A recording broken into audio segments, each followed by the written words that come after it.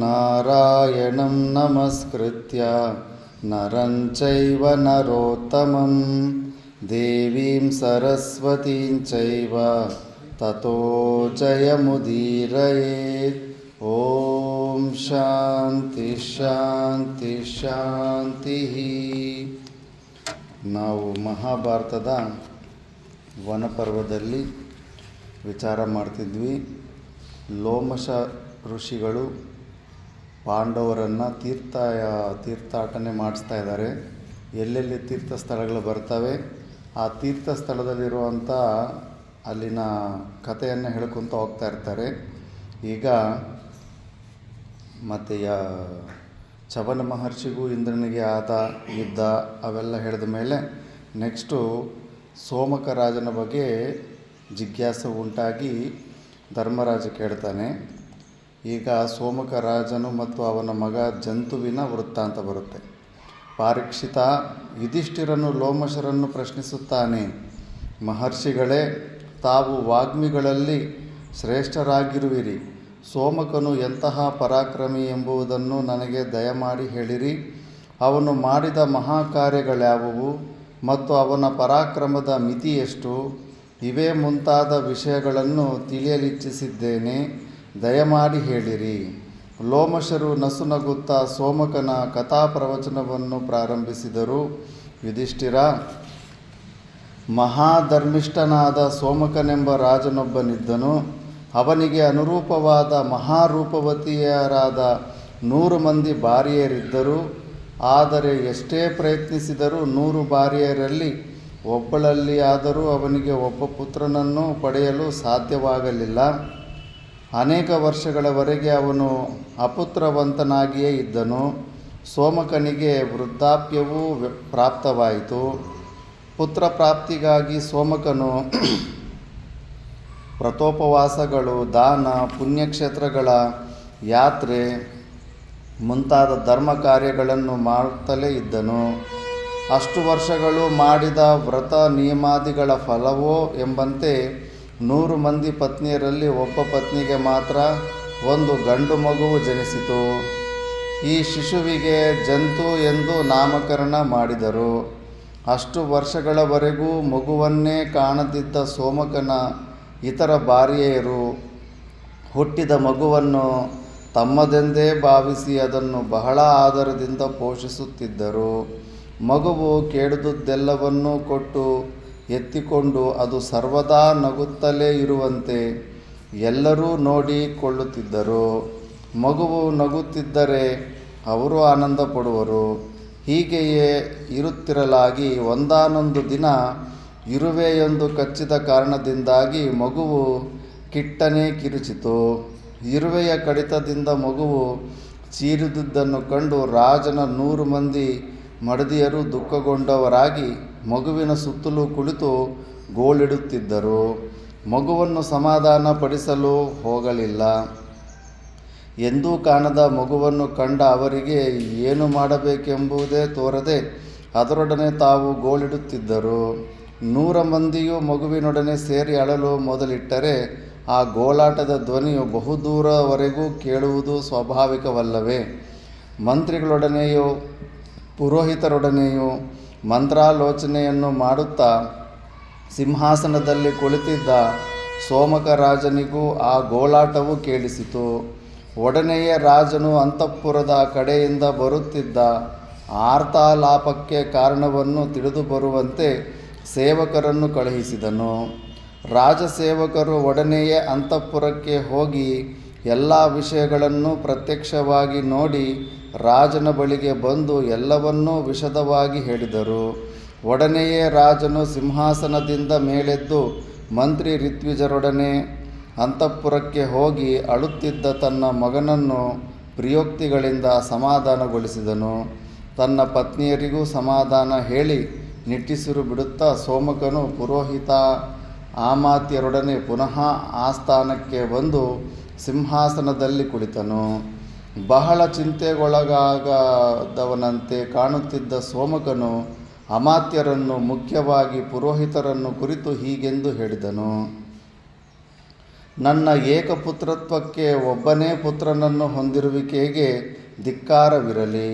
ನನ್ನ ಈಗಿನ ಅನುಭವದಲ್ಲಿ ಒಬ್ಬ ಮಗನಿರುವುದಕ್ಕಿಂತಲೂ ಮಕ್ಕಳಿಲ್ಲದಿರುವುದೇ ಲೇಸೆನಿಸಿಬಿಟ್ಟಿರುವುದು. ಪ್ರಪಂಚದಲ್ಲಿ ಹುಟ್ಟಿದ ಪ್ರಾಣಿಗಳಿಗೆ ರೋಗ ರುಜಿನಗಳು ನಿತ್ಯವಾದುದರಿಂದ ಒಬ್ಬನೇ ಮಗನನ್ನು ಪಡೆಯುವುದು ಶೋಕಕ್ಕೆ ಕಾರಣವಾಗುತ್ತದೆಯೇ ಹೊರತು ಸುಖಕ್ಕೆ ಕಾರಣವಾಗುವುದಿಲ್ಲ. ಬ್ರಾಹ್ಮಣೋತ್ತಮರೇ, ಹೆಚ್ಚು ಮಕ್ಕಳನ್ನು ಪಡೆಯಬೇಕೆಂಬ ಆಶಯದಿಂದಲೇ ನಾನು 100 ಮಂದಿ ಕನ್ಯೆಯರನ್ನು ಮದುವೆಯಾದೆನು. ಅವರ ಶರೀರಾರೋಗ್ಯ ಮತ್ತು ಅವರ ವಂಶ ಇತ್ಯಾದಿಗಳನ್ನು ಸಂಪೂರ್ಣವಾಗಿ ಪರೀಕ್ಷಿಸಿದ ನಂತರವೇ ಅವರು ನನಗೆ ಅನುರೂಪವಾದ ಕನ್ಯೆಯರೆಂದು ಮನದಲ್ಲಿ ನಿಶ್ಚಯಿಸಿ ಮದುವೆಯಾದೆನು. ಆದರೆ ನನ್ನ ಪರೀಕ್ಷೆ ಮತ್ತು ಪ್ರಯತ್ನಗಳೆಲ್ಲವೂ ವ್ಯರ್ಥವಾಗಿ ಹೋದವು. ಆ 100 ಮಂದಿಯಲ್ಲಿ ಯಾರೊಬ್ಬರಿಗೂ ಅನೇಕ ವರ್ಷಗಳವರೆಗೆ ಮಕ್ಕಳೇ ಆಗಲಿಲ್ಲ. ನಾನು ವೃದ್ಧನಾದ ನಂತರ ಎಲ್ಲರೂ ಸೇರಿ ಅನೇಕಾನೇಕ ವ್ರತೋಪವಾಸಾದಿಗಳನ್ನು ಮಾಡಿದ ಫಲವಾಗಿ ಈ ಒಬ್ಬ ಜಂತುವನ್ನು ಪಡೆದಿರುತ್ತೇವೆ. ನಮ್ಮೆಲ್ಲರ ಪ್ರಾಣವು ಈ ಒಂದು ಮಗುವನ್ನೇ ಅವಲಂಬಿಸಿ ನಿಂತಿದೆ.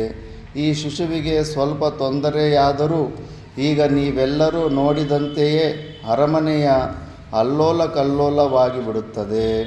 ಬ್ರಾಹ್ಮಣೋತ್ತಮರೇ, ನಾನು ಈಗಾಗಲೇ ವೃದ್ಧನಾಗಿದ್ದೇನೆ. ನನ್ನ ಪತ್ನಿಯರು ವೃದ್ಧೆಯರಾಗುತ್ತಿದ್ದಾರೆ. ಈ ವೃದ್ಧಾಪ್ಯದಲ್ಲಿ ಹುಟ್ಟಿರುವ ಈ ಒಂದು ಶಿಶುವು ನಮ್ಮ ಉಸಿರಿನಂತಿದೆ. ವಿಪ್ರಮೋತ್ತಮರೇ, ನಿಮಗೆ ತಿಳಿದಿರುವಂತೆ ಈಗಲೂ 100 ಮಕ್ಕಳನ್ನು ಪಡೆಯಲು ಸಾಧಕವಾಗುವ ಯಾವುದಾದರೂ ಕರ್ಮವಿರುವುದೇ? ಹಾಗೇನಾದರೂ ಇರುವುದಾದರೆ ಒಡನೆಯೇ ಹೇಳಿರಿ. ಕರ್ಮವು ಚಿಕ್ಕದ್ದು ಅಥವಾ ದೊಡ್ಡದ್ದು, ಮಾಡಲು ಸಾಧ್ಯ ಅಥವಾ ಅಸಾಧ್ಯ ಎಂಬುದನ್ನು ನೀವು ಖಂಡಿತವಾಗಿಯೂ ಯೋಚಿಸಬೇಡಿರಿ. ರಾಜನ ಆ ಮಾತನ್ನು ಕೇಳಿ ಪುರೋಹಿತರು ಕ್ಷಣಕಾಲ ಯೋಚಿಸಿ ಹೇಳಿದರು, ಸೋಮಕ ರಾಜನೇ, ಒಂದು ಕರ್ಮವೇನೋ ಇದೆ. ಆ ಕರ್ಮವನ್ನು ಮಾಡುವುದರಿಂದ 100 ಮಂದಿ ಮಕ್ಕಳನ್ನು ಪಡೆಯುವ ಸಾಧ್ಯತೆಯೂ ಇದೆ. ಆದರೆ ನಿನಗೆ ಆ ಕರ್ಮವನ್ನು ಮಾಡಲು ಸಾಧ್ಯವಾಗುವುದೇ ಎಂಬುದೊಂದೇ ನನ್ನ ಸಂದೇಹ. ಎಂತಹ ಕ್ಲಿಷ್ಟವಾದರೂ ಎಂತಹ ದಾರುಣ ಕರ್ಮವಾದರೂ ಮಾಡಿಯೇ ತೀರುವೆನೆಂದು ನೀನು ಹೇಳುವೆಯಾದರೆ ಕರ್ಮಾಂಗಗಳನ್ನು ವಿವರಿಸಿ ಹೇಳುವೆನು. ಬ್ರಾಹ್ಮಣೋತ್ತಮರೇ, ನೀವು ಹೇಳಿರುವ ಕರ್ಮವು ಸುಕಾರ್ಯವಾಗಲಿ ಅಕಾರ್ಯವಾಗಲಿ, ಸುಲಭವಾಗಿರಲಿ ಕಠಿಣವಾಗಿರಲಿ, ಆ ಕರ್ಮದಿಂದ 100 ಮಕ್ಕಳು ಹುಟ್ಟುವರೆಂಬ ನಿಶ್ಚಯವಿರುವುದಾದರೆ ಖಂಡಿತವಾಗಿಯೂ ಮಾಡಿಯೇ ತೀರುವೆನು. ನಾನು ಆ ಕರ್ಮವನ್ನು ಮಾಡಿ ಪೂರೈಸಿದನೆಂದೇ ತಾವು ಭಾವಿಸಬಹುದು. ಈಗಲಾದರೂ ಆ ಕರ್ಮವನ್ನು, ಅದಕ್ಕೆ ಬೇಕಾಗುವ ಉಪಕರಣಗಳನ್ನು ದಯಮಾಡಿ ಹೇಳಿರಿ. ಮಹಾರಾಜ, ನಾನೇ ಪುರೋಹಿತನಾಗಿ ಮಾಡಿಸುವ ಯಜ್ಞದಲ್ಲಿ ನೀನು ಯಜಮಾನ್ಯವನ್ನು ವಹಿಸಿ ಈಗ ನಿನಗೆ ಹುಟ್ಟಿರುವ ಜಂತುವನ್ನೇ ಪಶುವನ್ನಾಗಿ ಮಾಡಿಕೊಂಡು ಯಾಗ ಮಾಡು. ಆ ಯಾಗವು ಮುಗಿದ ಸ್ವಲ್ಪ ಕಾಲದಲ್ಲಿಯೇ ನಿನಗೆ 100 ಮಂದಿ ಮಕ್ಕಳು ಹುಟ್ಟುವರು. ಜಂತುವಿನ ವಪೆಯನ್ನು ತೆಗೆದು ಹೋಮ ಮಾಡುವಾಗ ಉದ್ಭೂತವಾಗುವ ಧೂಮವನ್ನು ಆಘ್ರಾಣಿಸುವುದರಿಂದ ನಿನ್ನ 100 ಪತ್ನಿಯರು ಮಹಾವೀರ್ಯವಂತರಾದ 100 ಮಕ್ಕಳನ್ನು ಅತ್ಯಲ್ಪ ಕಾಲದಲ್ಲಿಯೇ ಪಡೆಯುತ್ತಾರೆ. ಜಂತುವು ಈಗಿನ ತನ್ನ ತಾಯಿಯನ್ನೇ ಪುನಃ ತಾಯಿಯನ್ನಾಗಿ ಪಡೆದು ನಿನ್ನ ಮಗನಾಗಿಯೇ ಜನ್ಮ ತಾಳುತ್ತಾನೆ. ಪುನರ್ಜನ್ಮದಲ್ಲಿ ಇವನ ಎಡಪಕ್ಕೆಯಲ್ಲಿ ಒಂದು ಸುವರ್ಣದ ರೇಖೆ ಇರುವುದು. ಯುಧಿಷ್ಠಿರ, ಪುರೋಹಿತರು ಹೇಳಿದ ಮಾತುಗಳಿಗೆ ಉತ್ತರವಾಗಿ ಸೋಮಕನು ಹೇಳಿದನು, ಬ್ರಾಹ್ಮಣೋತ್ತಮರೇ, ಯಾವ ಕರ್ಮವನ್ನು ಯಾವ ರೀತಿಯಲ್ಲಿ ಸ್ವಲ್ಪವಾದರೂ ಲೋಪದೋಷಗಳಿಲ್ಲದೆ ನೆರವೇರಿಸಬೇಕೋ ಆ ರೀತಿಯಲ್ಲಿಯೇ ನೆರವೇರಿಸಿರಿ. ನಾನು ಬಹುಪುತ್ರರನ್ನು ಪಡೆಯುವ ಆಶೆಯುಳ್ಳವನಾಗಿರುವುದರಿಂದ ನೀವು ಹೇಳಿದಂತೆಯೇ ಎಲ್ಲವನ್ನೂ ಮಾಡುವೆನು. ಸೋಮಕನು ತನ್ನ ಮಗನಾದ ಜಂತುವನ್ನು ಪಶುವಿನ ಸ್ಥಾನದಲ್ಲಿಟ್ಟುಕೊಂಡು ಯಾಗವನ್ನು ಪ್ರಾರಂಭಿಸಿದನು. ಆದರೆ ತಾಯಂದಿರಿಗೆ ಮಾತ್ರ ಆ ದೃಶ್ಯವನ್ನು ನೋಡಲಾಗಲಿಲ್ಲ. ಎಷ್ಟೇ ಆದರೂ ಹೆಂಗರುಳುಗಳಲ್ಲವೇ. ಪಶುಸ್ಥಾನದಲ್ಲಿದ್ದ ಮಗುವನ್ನು ಎತ್ತಿಕೊಂಡು ಗಟ್ಟಿಯಾಗಿ ಅವರು ಅಳತೊಡಗಿದರು. ಅಯ್ಯೋ, ನಾವು ಹಾಳಾಗಿ ಹೋದೆವಲ್ಲ, ಇದ್ದ ಒಬ್ಬ ಮಗನನ್ನು ಬಲಿಗೊಡುತ್ತಿರುವೆವಲ್ಲ. ಎಂದು ಆರ್ತನಾದ ಮಾಡುತ್ತಾ ಜಂತುವಿನ ಬಳರೆಟ್ಟೆಯನ್ನು ಹಿಡಿದುಕೊಂಡು ತಮ್ಮ ಧಾರಾಕಾರವಾದ ಕಣ್ಣೀರಿನಿಂದಲೇ ಅವನಿಗೆ ಸ್ನಾನ ಮಾಡಿಸಿದರು. ಪಶುಸ್ಥಾನದಿಂದ ಮಗುವನ್ನು ರಾಜಮಹರ್ಷಿಯರು ಸೆಳೆದುಕೊಂಡು ಹೋದ ಕಾರಣಕ್ಕಾಗಿ ఆ పిల్లలకు చెప్పండి గొడవ చేయకండి. ఓయ్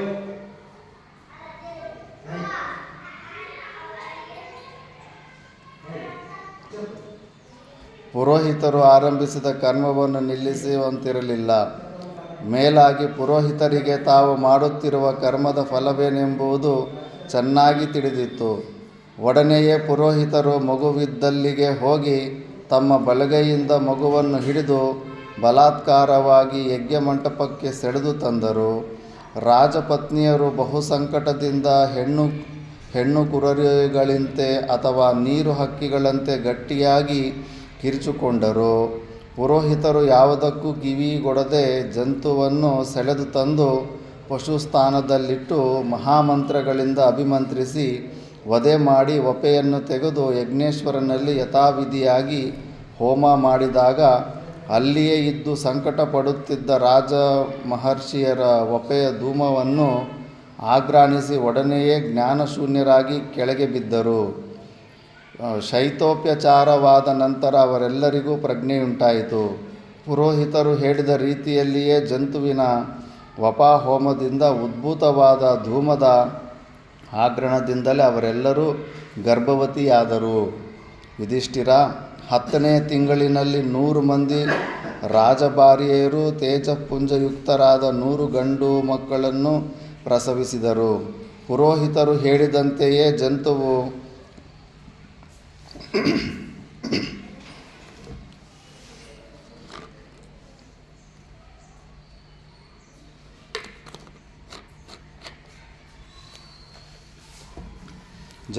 ಜ್ಯೇಷ್ಠ ಪುತ್ರನಾಗಿ ತನ್ನ ಹಿಂದಿನ ತಾಯಿಯ ಗರ್ಭಾಂಬುದಿಯಲ್ಲಿಯೇ ಪುನಃ ಜನಿಸಿದನು. ಮತ್ತು ಪುರೋಹಿತರು ಹೇಳಿದ್ದ ರೀತಿಯಲ್ಲಿಯೇ ಅವನ ಎಡಭಾಗದಲ್ಲಿ ಸುವರ್ಣದ ರೇಖೆಯೂ ಇದ್ದಿತು. ರಾಜಪತ್ನಿಯರೆಲ್ಲರೂ ಆ ಶಿಶುವನ್ನು ತಮ್ಮ ಸ್ವಂತ ಮಕ್ಕಳಿಗಿಂತಲೂ ಹೆಚ್ಚಾಗಿ ಪ್ರೀತಿಸುತ್ತಿದ್ದರು. ತೇಜಸ್ಸಿನಲ್ಲಿಯೂ ಚಟುವಟಿಕೆಯಲ್ಲಿಯೂ ಜಂತುವು ಉಳಿದ ಎಲ್ಲ ಮಕ್ಕಳಿಗಿಂತಲೂ ಮಿಗಿಲಾಗಿದ್ದನು. ಧರ್ಮಜ, ಪುರೋಹಿತನು ತನ್ನ ಕರ್ಮದ ಸಾಧನೆಯಿಂದ ಸೋಮಕನಿಗೆ 100 ಮಕ್ಕಳು ಹುಟ್ಟುವಂತೆ ಮಾಡುತ್ತಿದ್ದೇನೋ ನಿಶ್ಚಯ. ಆದರೆ ಕಾಲಾಂತರದಲ್ಲಿ ಅವನಿಗಾದ ದುರವಸ್ಥೆಯನ್ನು ಹೇಳುವೆನು ಕೇಳು. ರಾಜಕುಮಾರರು ಹುಟ್ಟಿದ ಕೆಲವು ಕಾಲಾನಂತರದಲ್ಲಿ ಪುರೋಹಿತನು ಮರಣ ಹೊಂದಿದನು.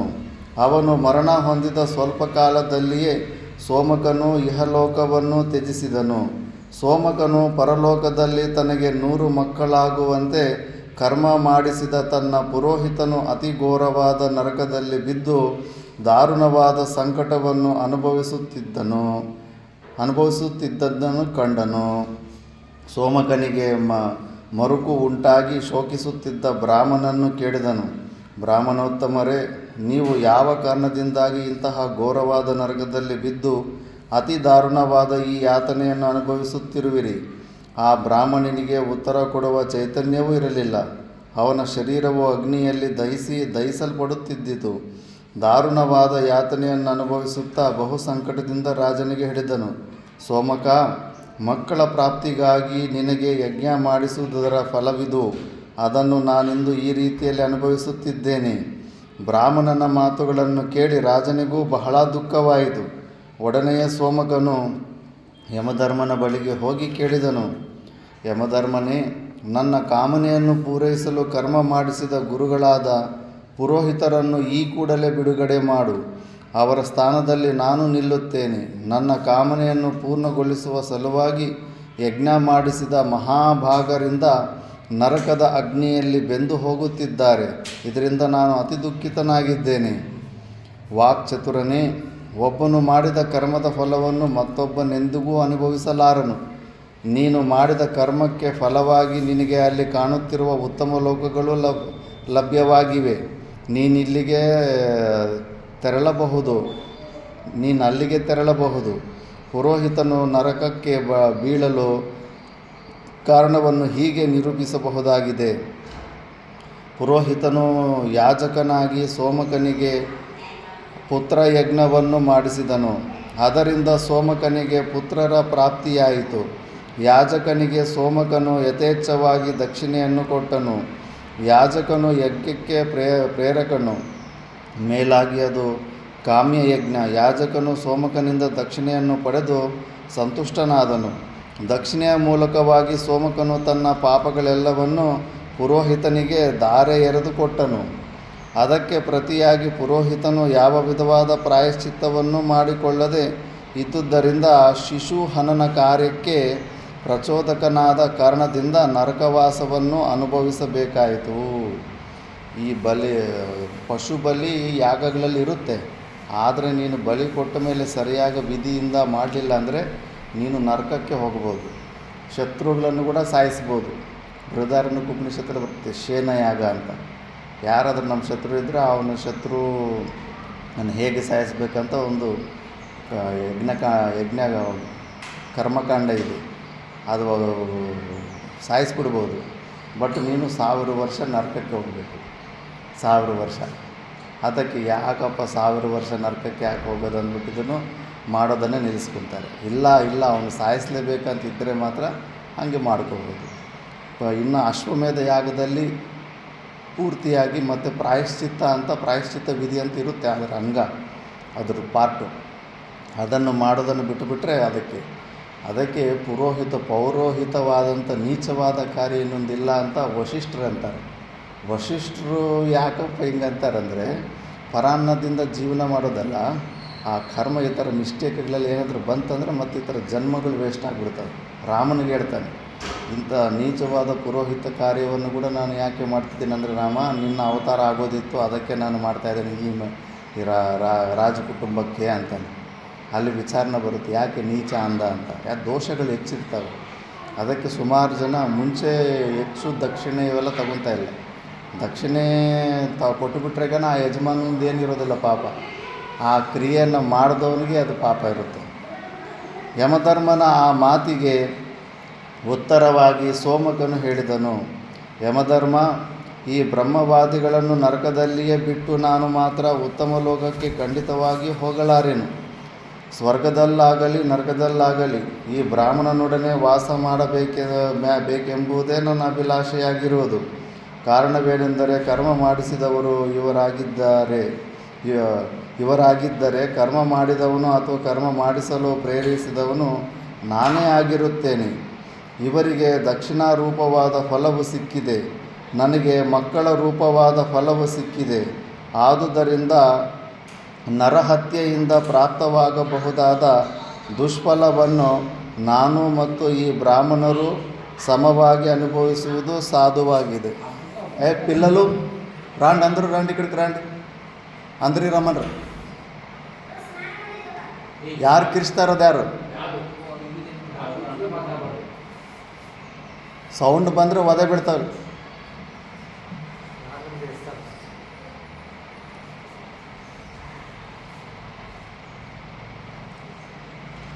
ಸೋಮಕ, ಇವನೊಡನೆ ನರಕವಾಸವನ್ನು ಅನುಭವಿಸುವುದೇ ನಿನ್ನ ಅಭಿಲಾಷೆಯಾಗಿದ್ದರೆ ಇವನೊಡನಿದ್ದ ಇವನು ಮಾಡಿದ ದುಷ್ಕಾರ್ಯದ ಫಲವನ್ನು ನೀನು ಅನುಭವಿಸಬಹುದು.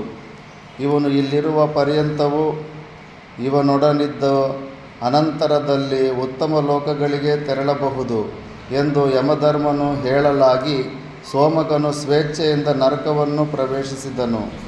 ರಾಜನು ಪುರೋಹಿತನೊಡನಿದ್ದ ನರಕಯಾತನೆಯನ್ನು ಅನುಭವಿಸುತ್ತಿದ್ದುದರಿಂದ ಪುರೋಹಿತನ ಪಾಪವು ಬಹುಬೇಗ ನಿವಾರಣೆಯಾಗಲು ಸಾಧ್ಯವಾಯಿತು.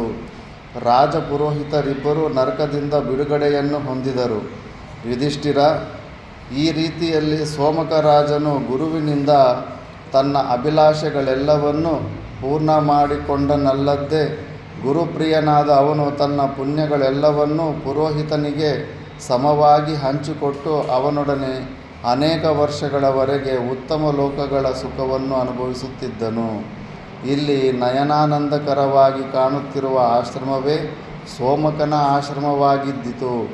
ಈ ಸ್ಥಳದಲ್ಲಿ ನಿಯತ ವ್ರತಾನುಷ್ಠಾನದಿಂದ 6 ರಾತ್ರಿಗಳನ್ನು ಕಳೆಯುವವನು ಉತ್ತಮವಾದ ಲೋಕಗಳನ್ನು ಪಡೆಯುತ್ತಾನೆ. ಆದುದರಿಂದ ನಾವು ಈ ಪುಣ್ಯಕ್ಷೇತ್ರದಲ್ಲಿ 6 ರಾತ್ರಿಗಳು ತಂಗಿದ್ದು ವ್ರತಾನುಷ್ಠಾನಗಳನ್ನು ಮಾಡೋಣ ಅಂತ ಆ ಪುಣ್ಯಕ್ಷೇತ್ರದ ಬಗ್ಗೆ ಹೇಳ್ತಾನೆ. ಮತ್ತು ಯುಧಿಷ್ಠಿರ, ಈ ಪುಣ್ಯಕ್ಷೇತ್ರದಲ್ಲಿ ಪ್ರಜಾಪತಿ ಬ್ರಹ್ಮನೇ ಇಷ್ಟೀಕೃತವೆಂಬ ಹೆಸರಿನ ಸತ್ರಯಾಗವನ್ನು 1000 ವರ್ಷಗಳವರೆಗೆ ಮಾಡಿದನು. ನಾಭಾಗನ ಮಗನಾದ ಅಂಬರೀಷನು ಯಮುನಾ ನದಿಯ ತೀರದಲ್ಲಿ ಮಹಾಯಾಗವೊಂದನ್ನು ಮಾಡಿದನು. ಅಂಬರೀಷನು 10 ಪದ್ಮಸಂಖ್ಯಾಕವಾದ ಸುವರ್ಣ ನಾಣ್ಯಗಳನ್ನು ಯಜ್ಞದ ದಕ್ಷಿಣಾರೂಪವಾಗಿ ಋತ್ವಿಜರಿಗೆ ಕೊಟ್ಟನು. ಅವನು ತಾನು ಮಾಡಿದ ಆ ಯಜ್ಞದಿಂದಲೂ ಮತ್ತು ತಪಸ್ಸಿನಿಂದಲೂ ಸಿದ್ಧಿಯನ್ನು ಪಡೆದನು. ಯುಧಿಷ್ಠಿರ, ಈ ದೇಶವು ಮಹಾಯಾಗಗಳನ್ನು ಮಾಡಿದ ಸಾರ್ವಭೌಮನಾದ ಮಹಾತೇಜಸ್ವಿಯಾದ ನಹುಷನ ಮಗನಾದ ಯಯಾತಿಯದು. ಶತಕ್ರತುವಿನೊಡನೆ ಸ್ಪರ್ಧಿಸಿ ಯಾಗ ಮಾಡುತ್ತಿದ್ದ ಯಯಾತಿಯ ಯಜ್ಞಭೂಮಿಯು ಇದೇ ಆಗಿರುತ್ತದೆ. ಧರ್ಮಜ, ಈ ಭೂಮಿಯಲ್ಲಿ ನಿರ್ಮಿಸಿರು ನಾನಾ ವಿಧವಾದ ಆಕೃತಿಗಳುಳ್ಳ ಯಜ್ಞಕುಂಡಗಳಿಂದ ಈ ಭೂಮಿಯೇ ತುಂಬಿ ಹೋಗಿದೆಯೋ ಎಂಬಂತೆ ಕಾಣುತ್ತದೆ. ಯಜ್ಞಕುಂಡಗಳಲ್ಲಿದ್ದ ಉಪಕರಣಗಳನ್ನು ಯುಧಿಷ್ಠಿರನಿಗೆ ತೋರಿಸುತ್ತಾ ಲೋಮಶರು ಹೇಳುತ್ತಾರೆ. ಮೊಸರಿನ ಆಮಿಕ್ಷ ಉತ್ಪಾದನಾರ್ಥವಾಗಿ ತರಲ್ಪಟ್ಟಿದ್ದ ಏಕಪತ್ರಯುಕ್ತವಾಗಿದ್ದ ಈ ಶಮೀದಂಡದ ಅಗ್ರಭಾಗವು ಹೋಮ ಮಾಡುವ ಕಾಲದಲ್ಲಿ ಯಜ್ಞೇಶ್ವರನ ಜ್ವಾಲೆಗೆ ಸಿಕ್ಕಿ ಉಪವೇಶರೂಪವಾಗಿದೆ. ಹಿತ್ತಲಾಗಿ ಕಾಣುತ್ತಿರುವುದು ಸುರಾಗ್ರಹಣ ಪಾತ್ರವಾಗಿದೆ. ಯುಧಿಷ್ಠಿರ, ಇಲ್ಲಿಯೇ ಇರುವ ಪರಶುರಾಮ ಹ್ರದಗಳನ್ನು ನೋಡು. ನಾರಾಯಣಾಶ್ರಮವೂ ಸಹ ಇಲ್ಲಿಯೇ ಇರುವುದು. ಇದು ರುಚಿಕ ಪುತ್ರನ ಸಂಚಾರ ಭೂಮಿಯೂ ಆಗಿದ್ದಿತು. ಮಹಾತೇಜಸ್ವಿಯಾದ ಆ ಮಹರ್ಷಿಯು ರೌಪ್ಯ ನದಿಯ ತೀರದಲ್ಲಿ ಅನೇಕ ವರ್ಷಗಳವರೆಗೆ ಯೋಗಾಭ್ಯಾಸವನ್ನು ಮಾಡುತ್ತಾ ತನ್ನ ಯೋಗಬಲದಿಂದಲೇ ಪ್ರಪಂಚವೆಲ್ಲವನ್ನೂ ಸುತ್ತುತ್ತಿದ್ದನು. ಈ ತೀರ್ಥದ ವಿಷಯದಲ್ಲಿ ಪರಂಪರಾ ಪ್ರಾಪ್ತವಾದ ಕಥೆಯೊಂದನ್ನು ಸೂಚಿಸುವ ಶ್ಲೋಕರೂಪವಾದ ಗಾದೆಯೊಂದಿದೆ. ಅದನ್ನು ನಿನಗೂ ಹೇಳುವೆನು, ಕೇಳು. ಧರ್ಮಜ, ಒರಳಿನಂತೆ ಆಕಾರವುಳ್ಳ ಕರ್ಣಾಭರಣಗಳನ್ನು ಧರಿಸಿರುವ ಒಂದು ಹೆಣ್ಣು ಪಿಶಾಚಿಯು ಈ ತೀರ್ಥಕ್ಕೆ ಬಂದ ಬ್ರಾಹ್ಮಣಿಯೊಬ್ಬಳನ್ನು ಕುರಿತು ಹೀಗೆ ಹೇಳುತ್ತದೆ.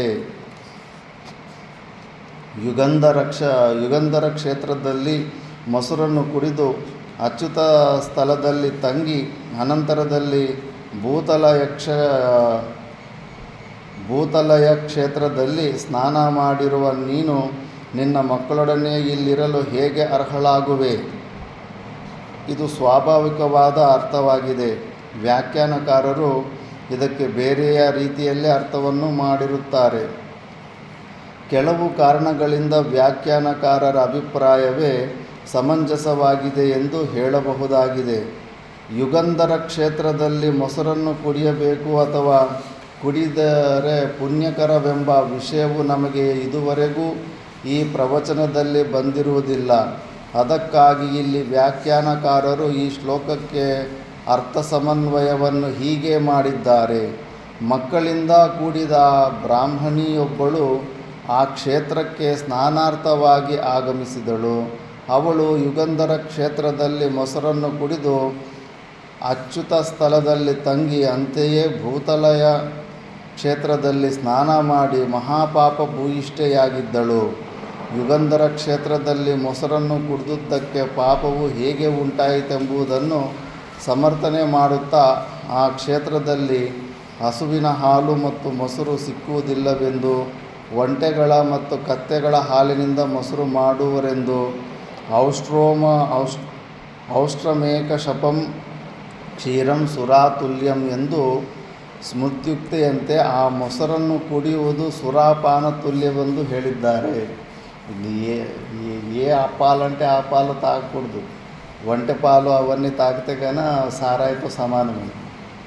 ಅಂತೆಯೇ ಅಚ್ಯುತ ಸ್ಥಳವೆಂಬುದಕ್ಕೆ ಸಂಕರ ಜಾತಿಯವರ ಗ್ರಾಮವೊಂದು, ಆ ಗ್ರಾಮದಲ್ಲಿ ಆ ಬ್ರಾಹ್ಮಣಿಯು ತಂಗಿದ್ದರಿಂದ ಸಂಸೃಜ್ಯ ಸಂಕರೈಃ ಸಾರ್ಧಂ ಪ್ರಾಜಾಪತ್ಯಂ ವ್ರತಂ ಚರೇತ್ ಎಂಬ ಸ್ಮೃತಿಯುಕ್ತಿಯಂತೆ ಬ್ರಾಹ್ಮಣಿಯು ಪ್ರಜಾಪತ್ಯ ವ್ರತ ಮಾಡಿ ದೋಷವನ್ನು ನಿವಾರಣೆ ಮಾಡಿಕೊಳ್ಳಬೇಕಾಗಿತ್ತೆಂದು ಹೇಳಿದ್ದಾರೆ. ಭೂತಲಯವೆಂಬುದಕ್ಕೆ ಭೂತಲಯವೆಂಬ ದಸ್ಯುಗಳ ಗ್ರಾಮದಲ್ಲಿರುವ ನದಿಯಲ್ಲಿ ಶವಗಳನ್ನು ಹಾಕುವ ಸ್ಥಳದಲ್ಲಿ ಸ್ನಾನ ಮಾಡಿ ದೋಷಯುಕ್ತಲಾಗಿರುವೆ. ಪ್ರೋಷ್ಯ ಭೂತಲಯೇ ವಿಪ್ರಹ ಪ್ರಾಜಾಪತ್ಯಂ ವ್ರತಂ ಚರೇತ್ ಎಂದು ಧರ್ಮಶಾಸ್ತ್ರ ವಚನವಿದೆ. ಈ 3 ದೋಷಗಳನ್ನು ಹೊಂದಿರುವ ನೀನು ಈ ಪುಣ್ಯಕ್ಷೇತ್ರದಲ್ಲಿ ವಾಸ ಮಾಡಲು ಹೇಗೆ ಅರ್ಹಳಾಗುವೆ? ಪಿಶಾಚಿಯು ಹೀಗೆ ಹೇಳಿದರೂ ಬ್ರಾಹ್ಮಣಿಯು ಲಕ್ಷ್ಯ ಮಾಡದೆ ಪುಣ್ಯತೀರ್ಥದಲ್ಲಿ ಸ್ನಾನ ಮಾಡಿದಳು. ಪಿಶಾಚಿಯು ಒಡನೆಯೇ ಬ್ರಾಹ್ಮಣಿಯ ಘಟಪಿಟಾರಾದಿಗಳನ್ನು ನಾಶ ಮಾಡಿ ಬ್ರಾಹ್ಮಣಿಗೆ ಪುನಃ ಹೇಳಿತು, ಹಗಳೇ ನಿನ್ನ ಪರಿಣಾಮವು ಹೀಗಾಯಿತು. ರಾತ್ರಿಯೂ ಇಲ್ಲಿಯೇ ಉಳಿದುಕೊಂಡರೆ ಮತ್ತೊಂದು ಭಯಂಕರ ಪರಿಣಾಮವಾಗುತ್ತದೆ. ನಿನ್ನ ಮಕ್ಕಳು ಉಳಿಯೋದಿಲ್ಲ. ಅದನ್ನು ಲಕ್ಷಿಸದೆ 2ನೆಯ ದಿನವೂ ನೀನು ಇಲ್ಲಿಯೇ ಉಳಿಯುವುದಾದರೆ ನೀನೇ ಉಳಿಯಲಾರೆ. ನೀನು ನನ್ನಂತೆಯೇ ಪಿಶಾಚಿಯಾಗುವೆ ಹೀಗೆಂದು ಹೇಳುತ್ತದೆ. ಧರ್ಮಜ, ಈ ಕಾರಣದಿಂದ ಇಲ್ಲಿ 1 ರಾತ್ರಿಗಿಂತಲೂ ಹೆಚ್ಚು ಕಾಲ ಯಾರೂ ತಂಗುವುದಿಲ್ಲ. ನಾವು ಈ ರಾತ್ರಿಯಲ್ಲಿ ಇಲ್ಲಿಯೇ ತಂಗೋಣ. ಈ ಮಹಾಕ್ಷೇತ್ರವು ಕುರುಕ್ಷೇತ್ರದ ಹೆಬ್ಬಾಗಳಾಗಿರುವುದು. ನಾನು ಹೇಳಿದಂತೆ ಈ ಪವಿತ್ರ ಕ್ಷೇತ್ರದಲ್ಲಿಯೇ ಯಯಾತಿಯು ಅನೇಕ ಯಾಗಗಳನ್ನು ಮಾಡಿರುವನು. ಕೋಟ್ಯಾನುಕೋಟಿ ರತ್ನಗಳನ್ನು ದಾನ ಮಾಡಿರುವನು. ಅವನು ಮಾಡಿದ ಯಜ್ಞಗಳಿಂದ ಇಂದ್ರನು ಸುಪ್ರೀತನಾದನು. ಯುಧಿಷ್ಠಿರ, ಇಲ್ಲಿ ಕಾಣುತ್ತಿರುವ ಯಮುನಾ ನದಿಯ ಸ್ನಾನಘಟ್ಟಕ್ಕೆ ಲಕ್ಷಾವತರಣವೆಂದು ಕರೆಯುತ್ತಾರೆ. ಇದನ್ನೇ ಮನೀಷಿಗಳು ಸ್ವರ್ಗದ ದಾರವೆಂದು ಹೇಳುತ್ತಾರೆ. ಇಲ್ಲಿ ಸ್ನಾನ ಮಾಡುವುದರಿಂದ ಸ್ವರ್ಗದ ಪ್ರಾಪ್ತಿಯಾಗುತ್ತದೆ. ಇಲ್ಲಿ ಅನೇಕ ಮಹರ್ಷಿಗಳು ಪಶುಗಳಿಂದಲೂ ಪುರೋಡಾಶಗಳಿಂದಲೂ ಸಾರಸ್ವತ್ಯ ಯಜ್ಞಗಳನ್ನು ಮಾಡಿ ಅವಭೃತ ಸ್ನಾನವನ್ನು ಮಾಡಿರುತ್ತಾರೆ.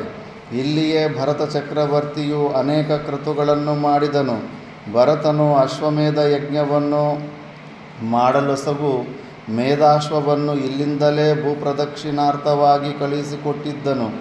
ಅಶ್ವಮೇಧ ಯಾಗಗಳನ್ನು ಹಲವಾರು ಬಾರಿ ಮಾಡಲು ಕೃಷ್ಣವರ್ಣದ ಜಿಂಕೆಯಂತೆ ಕಪ್ಪಾದ ಕಿವಿಗಳಿಂದ ಕೂಡಿದ್ದ ಸರ್ವಲಕ್ಷಣ ಸಂಪನ್ನವಾದ ಕುದುರೆಗಳನ್ನು ಭೂಪ್ರದಕ್ಷಿಣಾರ್ಥವಾಗಿ ಭರತನು ಕಳುಹಿಸಿಕೊಡುತ್ತಿದ್ದುದಲ್ಲದೆ, ಧರ್ಮಕ್ಕೆ ಸ್ವಲ್ಪವಾದರೂ ಲೋಪವಿಲ್ಲದ ರೀತಿಯಲ್ಲಿ ಈ ಪೃಥ್ವಿಯನ್ನು ಆಳುತ್ತಿದ್ದನು.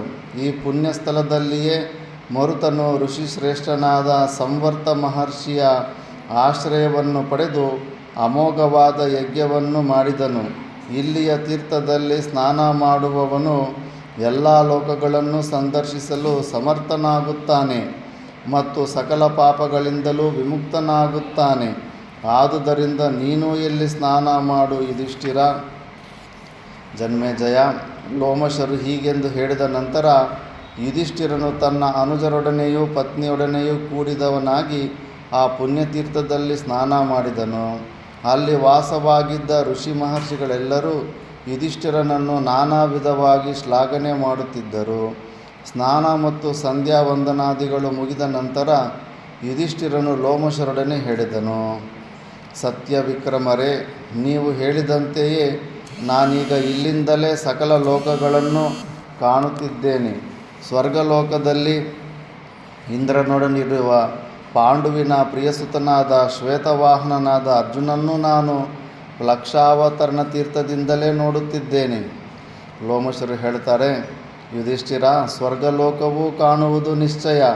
ಶ್ರೇಷ್ಠರಾದ ಮಹರ್ಷಿಗಳು ನಿನ್ನಂತೆಯೇ ಈ ಪ್ಲಕ್ಷತೀರ್ಥದಲ್ಲಿ ಸ್ನಾನ ಮಾಡಿ ಎಲ್ಲ ಲೋಕಗಳನ್ನು ಕಾಣುತ್ತಾರೆ. ಧರ್ಮಜ, ಇತ್ತಲಾಗಿ ಪುಣ್ಯವತಿಯಾದ ಈ ಸರಸ್ವತಿಯನ್ನೇ ಆಶ್ರಯಲನ್ನಾಗಿ ಮಾಡಿಕೊಂಡು ತಪಸ್ಸು ಮಾಡುತ್ತಿರುತ್ತಾರೆ. ಈ ಪುಣ್ಯ ನದಿಯಲ್ಲಿ ಸ್ನಾನ ಮಾಡುವುದರಿಂದ ನೀನು ಸಕಲ ಪಾಪಗಳನ್ನು ಕಳೆದುಕೊಳ್ಳುವೆ. ಸರಸ್ವತಿ ನದಿಯ ಈ ತೀರದಲ್ಲಿ ದೇವರ್ಷಿಗಳು, ಮಹರ್ಷಿಗಳು, ರಾಜರ್ಷಿಗಳು ಅನೇಕ ವಿಧವಾದ ಸಾರಸ್ವತ ಯಜ್ಞಗಳನ್ನು ಮಾಡಿರುತ್ತಾರೆ. ಇಲ್ಲಿ ಕಾಣುತ್ತಿರುವ ಯಜ್ಞವೇದಿಯು ಪ್ರಜಾಪತಿ ಬ್ರಹ್ಮನದು. ಈ ವೇದಿಯು 5 ಯೋಜನ ವಿಸ್ತೀರ್ಣವುಳ್ಳದ್ದಾಗಿದೆ. ಮಹಾತ್ಮನಾದ ಯಜ್ಞಶೀಲನಾದ ಕುರುವಿನ ಕ್ಷೇತ್ರವು ಇದೇ ಆಗಿರುವುದು. ಲೋಮಶರು ಸರಸ್ವತಿ ನದಿಯ ಮಹಾತ್ಮ್ಯವನ್ನು ಮುಂದುವರಿಸುತ್ತಾ ಹೇಳುತ್ತಾರೆ. ಭರತಕುಲ ವತನ್ಸನೇ, ಈ ಪವಿತ್ರ ಸ್ಥಳದಲ್ಲಿ ಮರಣ ಹೊಂದುವವರು ಖಂಡಿತವಾಗಿಯೂ ಸ್ವರ್ಗಕ್ಕೆ ಹೋಗುತ್ತಾರೆ. ಸಹಸ್ರ ಸಂಖ್ಯೆಯಲ್ಲಿ ಯಾತ್ರಿಕರು ಈ ಪವಿತ್ರ ಸ್ಥಳಕ್ಕೆ ಸಾಯಲೆಂದೇ ಬರುತ್ತಾರೆ. ಆತ್ಮಹತ್ಯೆಯಲ್ಲಿ ಆಮರಣಾಂತವಾಗಿ ಈ ಕ್ಷೇತ್ರದಲ್ಲಿಯೇ ಇರುವುದು. ದಕ್ಷನು ಈ ಪವಿತ್ರ ಕ್ಷೇತ್ರದಲ್ಲಿ ಯಾಗ ಮಾಡುತ್ತಿದ್ದಾಗ ಈ ಕ್ಷೇತ್ರಕ್ಕೆ ವರವೊಂದನ್ನು ದಯಪಾಲಿಸಿರುವನು.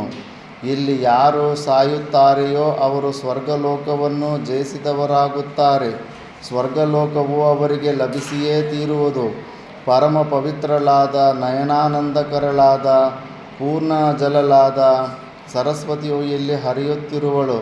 ಇತ್ತಲಾಗಿ ಸರಸ್ವತೀ ನದಿಯು ಅದೃಶ್ಯಲಾಗುವ ವಿನಶನವೆಂಬ ಪವಿತ್ರ ಕ್ಷೇತ್ರವೂ ಇರುವುದು.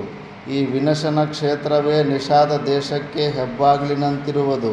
ನಿಷಾದ ದೇಶದ ಜನರು ಮಾಡಿದ ಪಾಪದಿಂದಾಗಿ ಸರಸ್ವತೀ ನದಿಯು ಈ ಕ್ಷೇತ್ರದಲ್ಲಿ ಅದೃಶ್ಯಲಾಗುತ್ತಾಳೆ.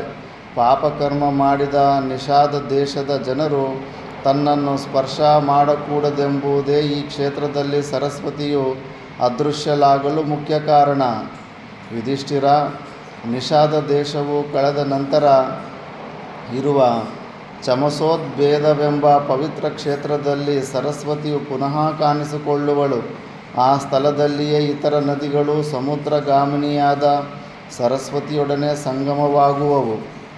ಸರಸ್ವತಿ ದೇವಿ ಯಮುನಾ ನದಿ ಅಲ್ಲಿ ಹಿಮಾಲಯದಲ್ಲಿ ಮಾಯ ಆಗಿ ಪ್ರಯಾಗ್ರಾಜಲ್ಲಿ ಹೊರಗಡೆ ಬರ್ತಾರೆ.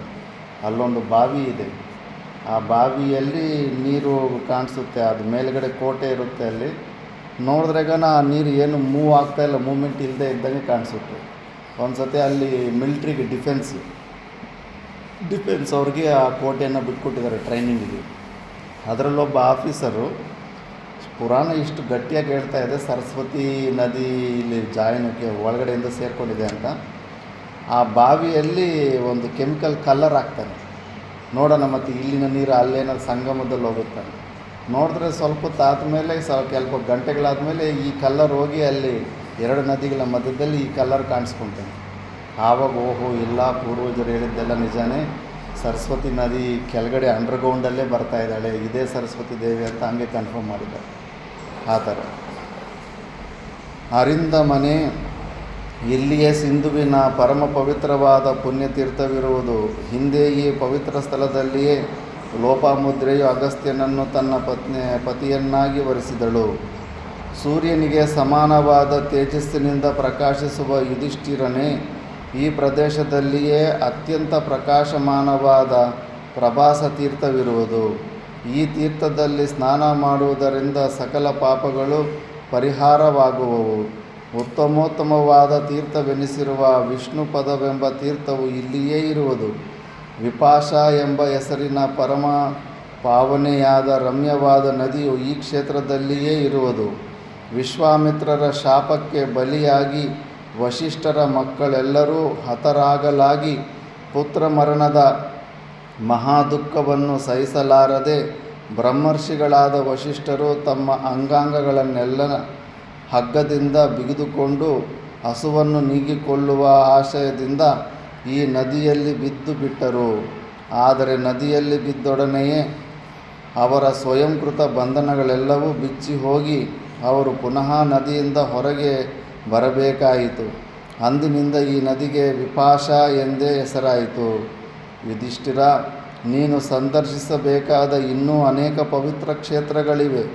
ಮಹರ್ಷಿಗಳಿಂದ ಸಂಸೇವ್ಯಮಾನವಾದ ಕಾಶ್ಮೀರ ಮಂಡಲವನ್ನು ನಿನ್ನ ಅನುಜರೊಡನೆ ಸಂದರ್ಶಿಸಿ, ಕಾಶ್ಮೀರ ಮಂಡಲದಲ್ಲಿ ಹಿಂದೆ ಅಗ್ನಿಗೂ ಕಾಶ್ಯಪರಿಗೂ ನಹುಷನ ಮಗನಿಗೂ ಮತ್ತು ಉತ್ತರ ದೇಶದ ಋಷಿಗಳಿಗೂ ವಾಗ್ವಾದವು ನಡೆಯಿತು.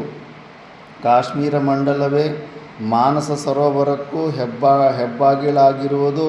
ಅದರ ಮೂಲಕವೇ ಮಾನಸ ಸರೋವರಕ್ಕೆ ಪ್ರಯಾಣ ಮಾಡಬೇಕು. ಅಲ್ಲಿ ಕಾಣುತ್ತಿರುವ ಪರ್ವತಗಳ ಮಧ್ಯದಲ್ಲಿ ಪರಶುರಾಮನು ನಿವಾಸ ಮಾಡಿಕೊಂಡಿದ್ದನು. ಸತ್ಯವಿಕ್ರಮನಾದ ವಾತಿಕ ಷಂಡನ ಕ್ಷೇತ್ರವು ಇಲ್ಲಿಯೇ ಇರುವುದು.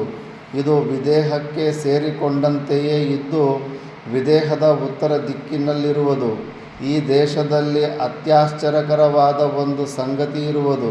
ಯುಧಿಷ್ಠಿರ, ಒಂದೊಂದು ಯುಗದ ಅಂತ್ಯದಲ್ಲಿಯೂ ಕಾಮರೂಪಿಯಾದ ಪರಶಿವನ, ಉಮಾದೇವಿಯ ಮತ್ತು ಶಿವಗಣಗಳ ದರ್ಶನವು ಈ ಪುಣ್ಯಕ್ಷೇತ್ರದಲ್ಲಿ ಲಭಿಸುವುದು. ಇಲ್ಲಿರುವ ಸರಸ್ಸಿನ ತೀರದಲ್ಲಿ ಶುಭಾರ್ಥಿಗಳಾದ ಯಾಜಕರು ಚೈತ್ರ ಮಾಸದಲ್ಲಿ ಪರಮೇಶ್ವರನ ಪ್ರೀತ್ಯರ್ಥವಾಗಿ ಅನೇಕ ಯಾಗಗಳನ್ನು ಮಾಡುತ್ತಾರೆ. ಜಿತೇಂದ್ರಿಯರಾದವರು ಈ ಸರಸ್ಸಿನಲ್ಲಿ ಸ್ನಾನ ಮಾಡಿ ದೇವಪಿತೃಗಳನ್ನು ಅರ್ಚಿಸಿದ್ದೇ ಅದರ ಸಕಲ ಪಾಪಗಳಿಂದಲೂ ವಿಮುಕ್ತರಾಗುವುದರಲ್ಲಿ ಸಂಶಯವೇ ಇಲ್ಲ. ಈ ಕ್ಷೇತ್ರದಲ್ಲಿಯೇ ಉಜ್ಜಾನಕವೆಂಬ ಪುಣ್ಯಕ್ಷೇತ್ರವಿರುವುದು. ಈ ಪವಿತ್ರ ಕ್ಷೇತ್ರದಲ್ಲಿ ತಪಸ್ಸು ಮಾಡಿ ಭಗವಾನ್ ಸ್ಕಂದನು ಮತ್ತು ಅರುಂಧತಿ ಸಹಿತರಾದ ವಸಿಷ್ಠರು ಮನಃಶಾಂತಿಯನ್ನು ಪಡೆದರು. ಈ ಕ್ಷೇತ್ರದಲ್ಲಿರುವ ಸರೋವರಕ್ಕೆ ಕುಶವಾನೆಂದೆಸರು. ಸರೋವರದಲ್ಲಿರುವ ಪದ್ಮಕ್ಕೆ ಕುಶೇಶಯ ಎಂದು ಹೆಸರು. ಈ ಸರೋವರದ ಸಮೀಪದಲ್ಲಿಯೇ ರುಕ್ಮಿಣಿಯ ಆಶ್ರಮವಿರುವುದು. ಹಿಂದೆ ರುಕ್ಮಿಣಿಯು ಈ ಪವಿತ್ರ ಸ್ಥಳದಲ್ಲಿ ತಪಸ್ಸು ಮಾಡಿ ತನ್ನಲ್ಲಿದ್ದ ಕೋಪವನ್ನು ಉಪಶಮನಗೊಳಿಸಿದಳು. ಭೃಗುತುಂಗ ಕ್ಷೇತ್ರವನ್ನು ಸಂದರ್ಶಿಸಿದ್ದೇ ಆದರೆ ಸಮಾಧಿಯು ಲಭಿಸುತ್ತದೆ ಎಂಬ ವಿಷಯವನ್ನು ನೀನು ಕೇಳಿರಬಹುದು. ಅಂತಹ ಪರಮ ಪವಿತ್ರವಾದ ಭೃಗುತುಂಗ ಕ್ಷೇತ್ರವನ್ನು ನೀನಿಲ್ಲಿ ಕಾಣಬಹುದು. ಅಲ್ಲಿ ಕಾಣುತ್ತಿರುವುದೇ ಭೃಗುತುಂಗ ಪರ್ವತದ ನೀಳವಾದ ಶಿಖರ.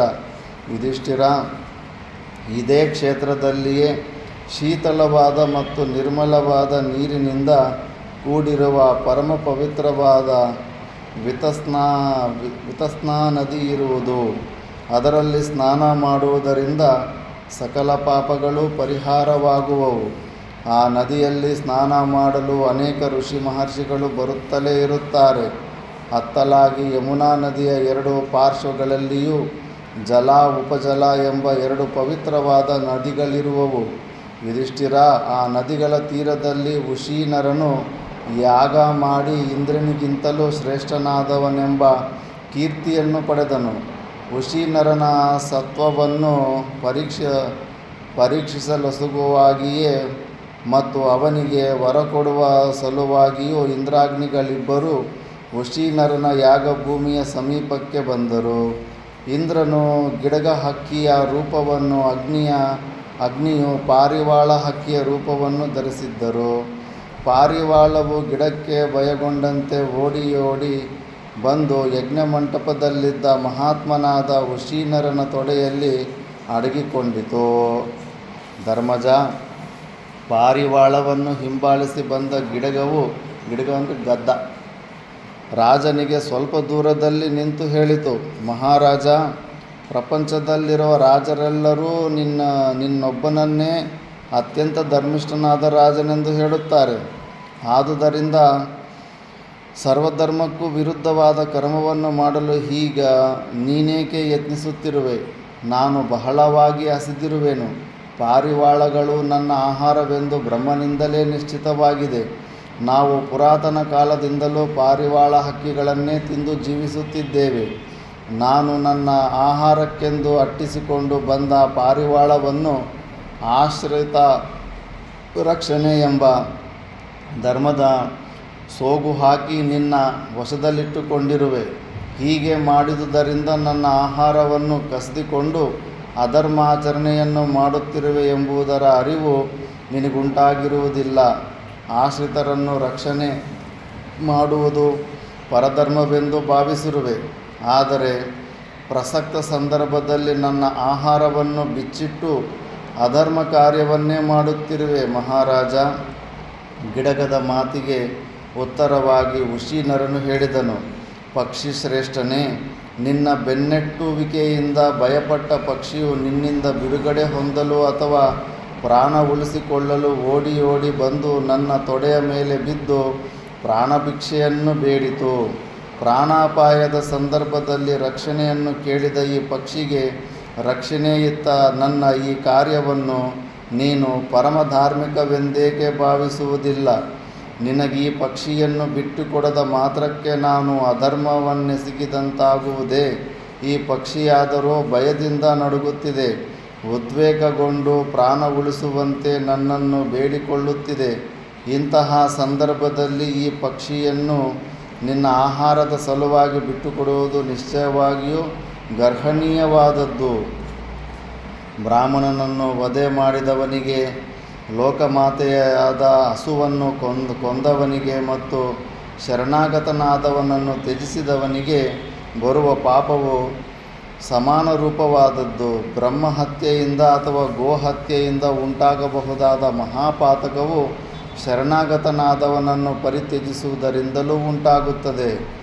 ರಾಜನ ಮಾತಿಗೆ ಉತ್ತರವಾಗಿ ಗಿಡಗವು ಹೇಳಿತು, ಮಹಾರಾಜ, ನಿನಗೆ ಅನ್ನದ ಅಥವಾ ಆಹಾರದ ಮಹತ್ವವೇನೆಂಬುದು ತಿಳಿಯದೆ. ಆಹಾರದಿಂದಲೇ ಸರ್ವಭೂತಗಳು ಉತ್ಪನ್ನವಾಗುವವು, ಆಹಾರದಿಂದಲೇ ವರ್ಧಿಸುವವು ಮತ್ತು ಆಹಾರದಿಂದಲೇ ಜೀವಿಸುವವು. ಪ್ರಪಂಚದಲ್ಲಿ ತ್ಯಾಗ ಮಾಡಲು ದುಸ್ಸಾಧ್ಯವಾದ ವಸ್ತುವನ್ನಾದರೂ ತ್ಯಜಿಸಿ ಬಹುಕಾಲ ಜೀವಿಸಿರಬಹುದು, ಆದರೆ ಆಹಾರವನ್ನು ಬಿಟ್ಟು ದೀರ್ಘಕಾಲ ಜೀವಿಸಿರುವ ಸಾಧ್ಯತೆ ಇಲ್ಲ. ಬ್ರಹ್ಮನಿಂದ ನನಗಾಗಿಯೇ ನಿಯತವಾಗಿರುವ ಆಹಾರದಿಂದ ವಂಚಿತವಾದ ನನ್ನ ಪ್ರಾಣಗಳು ಶರೀರವನ್ನು ಬಿಟ್ಟು ಯಾವ ಹೆದರಿಕೆಯೂ ಇಲ್ಲದ ಮಾರ್ಗವನ್ನು ಅಂದರೆ ಮೃತ್ಯುಪಥವನ್ನು ಕುರಿತು ಹೋಗುತ್ತವೆ. ಆದರೆ ನನ್ನೊಬ್ಬನ ಮರಣದಿಂದಲೇ ಈ ಸಮಸ್ಯೆಯು ಪರಿಹಾರವಾಗಲಾರದು. ನನ್ನನ್ನೇ ಅವಲಂಬಿಸಿ ನನ್ನ ಪತ್ನಿ, ಪುತ್ರಿಯರೂ ಇದ್ದಾರೆ. ನಾನು ಪ್ರಾಣತ್ಯಾಗ ಮಾಡಿದನೆಂದರೆ ಅವರೆಲ್ಲರೂ ಆಶ್ರಯರಹಿತರಾಗಿ ಪ್ರಾಣತ್ಯಾಗ ಮಾಡುವುದು ನಿಶ್ಚಯ. ಮಹಾರಾಜ, ಆದುದರಿಂದ ಈ ಪಕ್ಷಿಯೊಂದರ ರಕ್ಷಣೆಯ ನಿಮಿತ್ತವಾಗಿ ಅನೇಕ ಪ್ರಾಣಿಗಳ ಅರಕ್ಷಣೆಗೆ ಅಥವಾ ಹತ್ಯೆಗೆ ನೀನು ಕಾರಣನಾಗುವೆ. ಸಮಸ್ಯೆ ಹಿಂಗಿರುತ್ತೆ ಪ್ರಪಂಚದಲ್ಲಿ. ಜೀವ ಜೀವಸ್ಯ ಭೋಜನಂ. ಒಂದು ಜೀವ ಇನ್ನೊಂದು ಜೀವಕ್ಕೆ ಭೋಜನ. ಸತ್ಯ ವಿಕ್ರಮನೇ, ಒಂದು ಧರ್ಮವು ಮತ್ತೊಂದು ಧರ್ಮಕ್ಕೆ ಬಾಧೆಯನ್ನುಂಟು ಮಾಡುವುದಾದರೆ ಅದು ಧರ್ಮವೆನಿಸಿಕೊಳ್ಳುವುದಿಲ್ಲ. ಅಂತಹ ಧರ್ಮಾನುಸರಣೆಯು ದುರ್ಮಾರ್ಗ ಪ್ರವರ್ತನೆ ಎನಿಸುತ್ತದೆ. ಯಾವಾಗ ಒಂದು ಧರ್ಮವು ಮತ್ತೊಂದು ಧರ್ಮಕ್ಕೆ ಅವಿರೋಧವಾಗಿರುವುದೋ ಅಂತಹ ಧರ್ಮವೇ ಸದ್ಧರ್ಮವೆನಿಸಿಕೊಳ್ಳುತ್ತದೆ. ಆಶ್ರಿತ ರಕ್ಷಣೆ ಎಂಬುದು ಧರ್ಮ. ಆದರೆ ಆ ಧರ್ಮವನ್ನೇ ಅನುಸರಿಸಿದರೆ ಗಿಡಗ ಹಕ್ಕಿಯು ಕುಟುಂಬದವರೆಲ್ಲರೂ ನಿರಾಶ್ರಿತರಾಗುತ್ತಾರೆ. ಒಂದು ಪಕ್ಷಿಗೋಸ್ಕರ ರಾಜನು ಅತಿ ಆಶ್ರಿತ ರಕ್ಷಣಾ ಧರ್ಮವನ್ನು ಪರಿಪಾಲಿಸಲು ಹೋಗಿ 10 ಹಕ್ಕಿಗಳು ಆಶ್ರಯಹೀನರಾಗಲು ಕಾರಣನಾಗುತ್ತಾನೆ. ಆದುದರಿಂದ ಇಲ್ಲಿ ಒಂದು ಧರ್ಮವು ಮತ್ತೊಂದು ಧರ್ಮಕ್ಕೆ ವಿರೋಧಿಯಾಯಿತು. ಇಂತಹ ಧರ್ಮಾಚರಣೆಯು ದುರ್ಮಾರ್ಗಾನುಸರಣೆಗೆ ಸಮಾನವಾದದ್ದು ಎಂಬುದು ಶೇನಪಕ್ಷಿಯ ಅಭಿಪ್ರಾಯವಾಗಿರುತ್ತದೆ. ಒಂದು ಧರ್ಮಕ್ಕೂ ಮತ್ತೊಂದು ಧರ್ಮಕ್ಕೂ ವಿರೋಧವು ಸಂಭವಿಸಿದಾಗ 2 ಧರ್ಮಗಳನ್ನು ಏಕಕಾಲದಲ್ಲಿ ಪರಿಪಾಲಿಸಲಾಗದಿದ್ದಾಗ ಯಾವುದು ಪ್ರಧಾನವಾದ ಧರ್ಮ ಮತ್ತು ಯಾವುದು ಅಪ್ರಧಾನವಾದ ಧರ್ಮ ಎಂಬುದನ್ನು ವಿವೇಚಿಸಿ ಕಾರ್ಯ ಮಾಡಬೇಕು. ಮಹಾಭಾರತದಲ್ಲೇ ಬರುತ್ತೆ, ಒಬ್ಬನು ಸತ್ತು 10 ಜನ ಬದುಕ್ತಾರೆ ಅಂದರೆ ಒಬ್ಬನು ಸತ್ತರೂ ಅವನನ್ನು ಕೊಂದು ಬಿಡಬೇಕು. 10 ಜನನ ಸಾಯಿಸಿದ್ರೆ ಒಂದು ಊರೇ ಉಳಿಯುತ್ತೆ ಅಂದರೆ 10 ಜನನ ಸಾಯಿಸಿಬಿಡಬೇಕು. ಒಂದು ಊರನ್ನು ಸಾಯಿಸಿದ್ರೆ ಇಡೀ ದೇಶವೇ ಉಳಿಯುತ್ತೆ ಅಂದರೆ ಆ ಊರನ್ನೇ ಸಾಯಿಸಬೇಕು. ಆತ್ಮಾರ್ಥಂ ಸರ್ವಂ ತ್ಯಜೇತ್. ಆತ್ಮ ಸಲ್ಲವಾಗಿ ಎಲ್ಲವನ್ನು ಪ್ರಪಂಚವನ್ನೇ ಬೇಕಾದರೂ ಕೂಡ ಮುಗಿಸ್ಬಿಡ್ಬೋದು ಅಂತ ಇದು ಹೇಳುತ್ತೆ. ಯಾವ ಧರ್ಮವನ್ನು ಆಚರಿಸುವುದರಿಂದ ಹೆಚ್ಚು ಬಾಧೆಯುಂಟಾಗುವುದಿಲ್ಲವೋ ಮತ್ತೊಬ್ಬರಿಗೆ ಹೆಚ್ಚು ತೊಂದರೆಯಾಗುವುದಿಲ್ಲವೋ ಅಂತಹ ಧರ್ಮವನ್ನೇ ಆಚರಿಸಬೇಕು. ಧರ್ಮಾಧರ್ಮಗಳನ್ನು ವಿವೇಚಿಸಲು ಹೋದಾಗ ಯಾವುದು ಪ್ರಧಾನವಾದದ್ದು ಮತ್ತು ಯಾವುದು ಅಪ್ರಧಾನವಾದದ್ದು ಎಂಬುದನ್ನು ನಿಶ್ಚಯಿಸಿ ಯಾವ ಕಾರ್ಯ ಮಾಡುವುದರಿಂದ ಹೆಚ್ಚಿನ ಶ್ರೇಯಸ್ಸುಂಟಾಗುತ್ತದೆಯೋ ಅದನ್ನೇ ಧರ್ಮ ಅಥವಾ ಪ್ರಧಾನಭೂತವಾದ ಧರ್ಮ ಎಂದು ನಿಶ್ಚಯಿಸಿ ಕಾರ್ಯ ಮಾಡು. ರಾಜನು ಹೇಳುತ್ತಾನೆ, ವಿಹಗೋತ್ತಮನೇ, ನೀನು ಬಹು ಮಂಗಳಕರವಾದ ಮಾತುಗಳನ್ನಾಡುತ್ತಿರುವೆ. ನಿನ್ನ ಮಾತುಗಳಲ್ಲಿ ದೋಷವೆಂಬುದೇ ಇರುವುದಿಲ್ಲ. ಇಂತಹ ಪರಮಧರ್ಮಗಳನ್ನು ತಿಳಿದಿರುವ ನೀನು ಸುವರ್ಣದ ರೆಕ್ಕೆಗಳುಳ್ಳ ಪಕ್ಷಿರಾಜನಾದ ಗರುಡನೇ ಇರಬಹುದೆಂದು ನಾನು ಸಂಶಯಪಡುತ್ತೇನೆ. ಧರ್ಮಯುಕ್ತವಾದ ವಿಚಿತ್ರತರವಾದ ಮಾತುಗಳನ್ನು ನೀನು ಆಡುತ್ತಿರುವೆ. ನಿನಗೆ ತಿಳಿಯದ ವಿಷಯವೇ ಇಲ್ಲವೆಂದು, ನೀನು ಧರ್ಮಾಧರ್ಮಗಳೆಲ್ಲವನ್ನೂ ಸಂಪೂರ್ಣವಾಗಿ ತಿಳಿದಿರುವೆ ಎಂದು ನಾನು ಭಾವಿಸುತ್ತೇನೆ. ಆದರೆ ಶರಣಾಗತರ ಪರಿತ್ಯಾಗವು ಸಾಧುವಾದದ್ದು ಎಂದು ಹೇಗೆ ಭಾವಿಸುತ್ತೇವೆ? ಆಹಾರದ ವಿಷಯವಾಗಿ ನೀನು ಹೇಳಿದುದೆಲ್ಲವನ್ನೂ ನಾನು ಒಪ್ಪುತ್ತೇನೆ. ನೀನು ಆಹಾರವನ್ನರಿಸಿ ಬಂದಿರುವುದೇನೋ ಸರಿ, ಆದರೆ ಪ್ರಾಣರಕ್ಷಣೆಗಾಗಿ ನನ್ನ ಬಳಿಗೆ ಬಂದಿರುವ ಈ ಪಾರಿವಾಳವೊಂದೇ ನಿನ್ನ ಆಹಾರವಲ್ಲ. ಬೇರೆ ಆಹಾರದಿಂದಲೂ ನಿನ್ನ ಹಸಿವನ್ನು ನೀನು ಪರಿಹರಿಸಿಕೊಳ್ಳಬಹುದು. ಆದುದರಿಂದ ಇಂದೇ ಈ ಪಾರಿವಾಳವನ್ನು ಬಿಟ್ಟು ಬೇರೆ ಯಾವುದಾದರೂ ಆಹಾರವನ್ನು ತೆಗೆದುಕೋ. ನಿನಗೆ ಅರಣ್ಯದಲ್ಲಿರುವ ಯಾವ ಮೃಗವೂ ಆಹಾರಕ್ಕಾಗಿ ಬೇಕಾಗಿರುವುದು ಹೇಳು. ಈ ಪಕ್ಷಿಯೊಂದನ್ನು ಬಿಟ್ಟು ನಿನಗೆ ಎಂತಹ ಆಹಾರವನ್ನಾದರೂ ಒದಗಿಸಿಕೊಡಲು ನಾನು ಸಿದ್ಧನಾಗಿರುವೆನು. ಗೂಳಿಯನ್ನಾಗಲಿ, ಕಾಡು ಹಂದಿಯನ್ನಾಗಲಿ, ಜಿಂಕೆಯನ್ನಾಗಲಿ, ಕೋಣವನ್ನಾಗಲಿ, ನೀನು ಬಯಸುವ ಬೇರೆ ಯಾವುದನ್ನೇ ಆಗಲಿ ಈ ಕೂಡಲೇ ತರಿಸಿಕೊಡುವೆನು. ಗಿಡಗವು ಹೇಳುತ್ತದೆ, ಮಹಾರಾಜ, ನನಗೆ ಗೂಳಿಯನ್ನಾಗಲಿ, ಹಂದಿಯನ್ನಾಗಲಿ ಅಥವಾ ಅರಣ್ಯದಲ್ಲಿರುವ ಬಗೆ ಬಗೆಯ ಪ್ರಾಣಿಗಳನ್ನೇ ಆಗಲಿ ತಿನ್ನುವ ಇಚ್ಛೆ ಇಲ್ಲ. ನನಗೆ ಬೇಡವಾದ ಆಹಾರವನ್ನು ಕಟ್ಟಿಕೊಂಡು ನಾನೇನು ಮಾಡಲಿ? ಕ್ಷತ್ರಿಯ ಶಿರೋಮಣಿಯೇ, ಇಂದಿನ ಆಹಾರಕ್ಕೆ ಈ ಪಕ್ಷಿಯನ್ನೇ ದೈವವು ನನಗೆ ಒದಗಿಸಿಕೊಟ್ಟಿದೆ ಎಂದು ನಾನು ಭಾವಿಸಿದ್ದೇನೆ. ಆದುದರಿಂದ ಕ್ಷತ್ರಿಯ ಕುಲಾವತಂಸನೇ, ಈ ಪಾರಿವಾಳವನ್ನು ಬಿಟ್ಟು ಬಿಡು. ಮೇಲಾಗಿ ಶೇನ ಪಕ್ಷಿಗಳು ಪಾರಿವಾಳಗಳನ್ನು ತಿನ್ನುತ್ತವೆ ಎಂಬುದು ಅಥವಾ ಶೇನ ಪಕ್ಷಿಗಳಿಗೆ ಪಾರಿವಾಳಗಳೇ ಆಹಾರವೆಂಬುದು ಹಿಂದಿನಿಂದಲೂ ನಡೆದು ಬಂದಿರುವುದೇ ಅಲ್ಲವೇ? ಆದುದರಿಂದ ಧರ್ಮದ ಸಾರಭೂತವಾದ ತತ್ವವನ್ನು ವಿವೇಚಿಸದೆ ಕದಲಿ ಸ್ಕಂದದಂತಿರುವ ಬಾಳೆಯ ಗಿಡದ ಕಾಂಡದಂತಿರುವ ಸಾರಹೀನವಾದ ಧರ್ಮವನ್ನು ಆಶ್ರಯಿಸಬೇಡ. ಅದಕ್ಕುತ್ತರವಾಗಿ ರಾಜನು ಹೇಳಿದನು, ಖಗೋತ್ತಮನೇ, ಶಿಬಿ ವಂಶೀಯರಾದ ರಾಜರು ಸರ್ವ ಸಂಪತ್ ಸಮೃದ್ಧವಾಗಿರುವ ಈ ರಾಷ್ಟ್ರವನ್ನೇ ನಿನಗೆ ಅರ್ಪಿಸಿಬಿಡುವೆನು. ಅಥವಾ ಈ ರಾಷ್ಟ್ರದಲ್ಲಿರುವ ನಿನಗೆ ಅಪೇಕ್ಷಣೀಯವಾದ ಯಾವ ವಸ್ತುವನ್ನಾದರೂ ತಂದು ಕೊಡುವೆನು.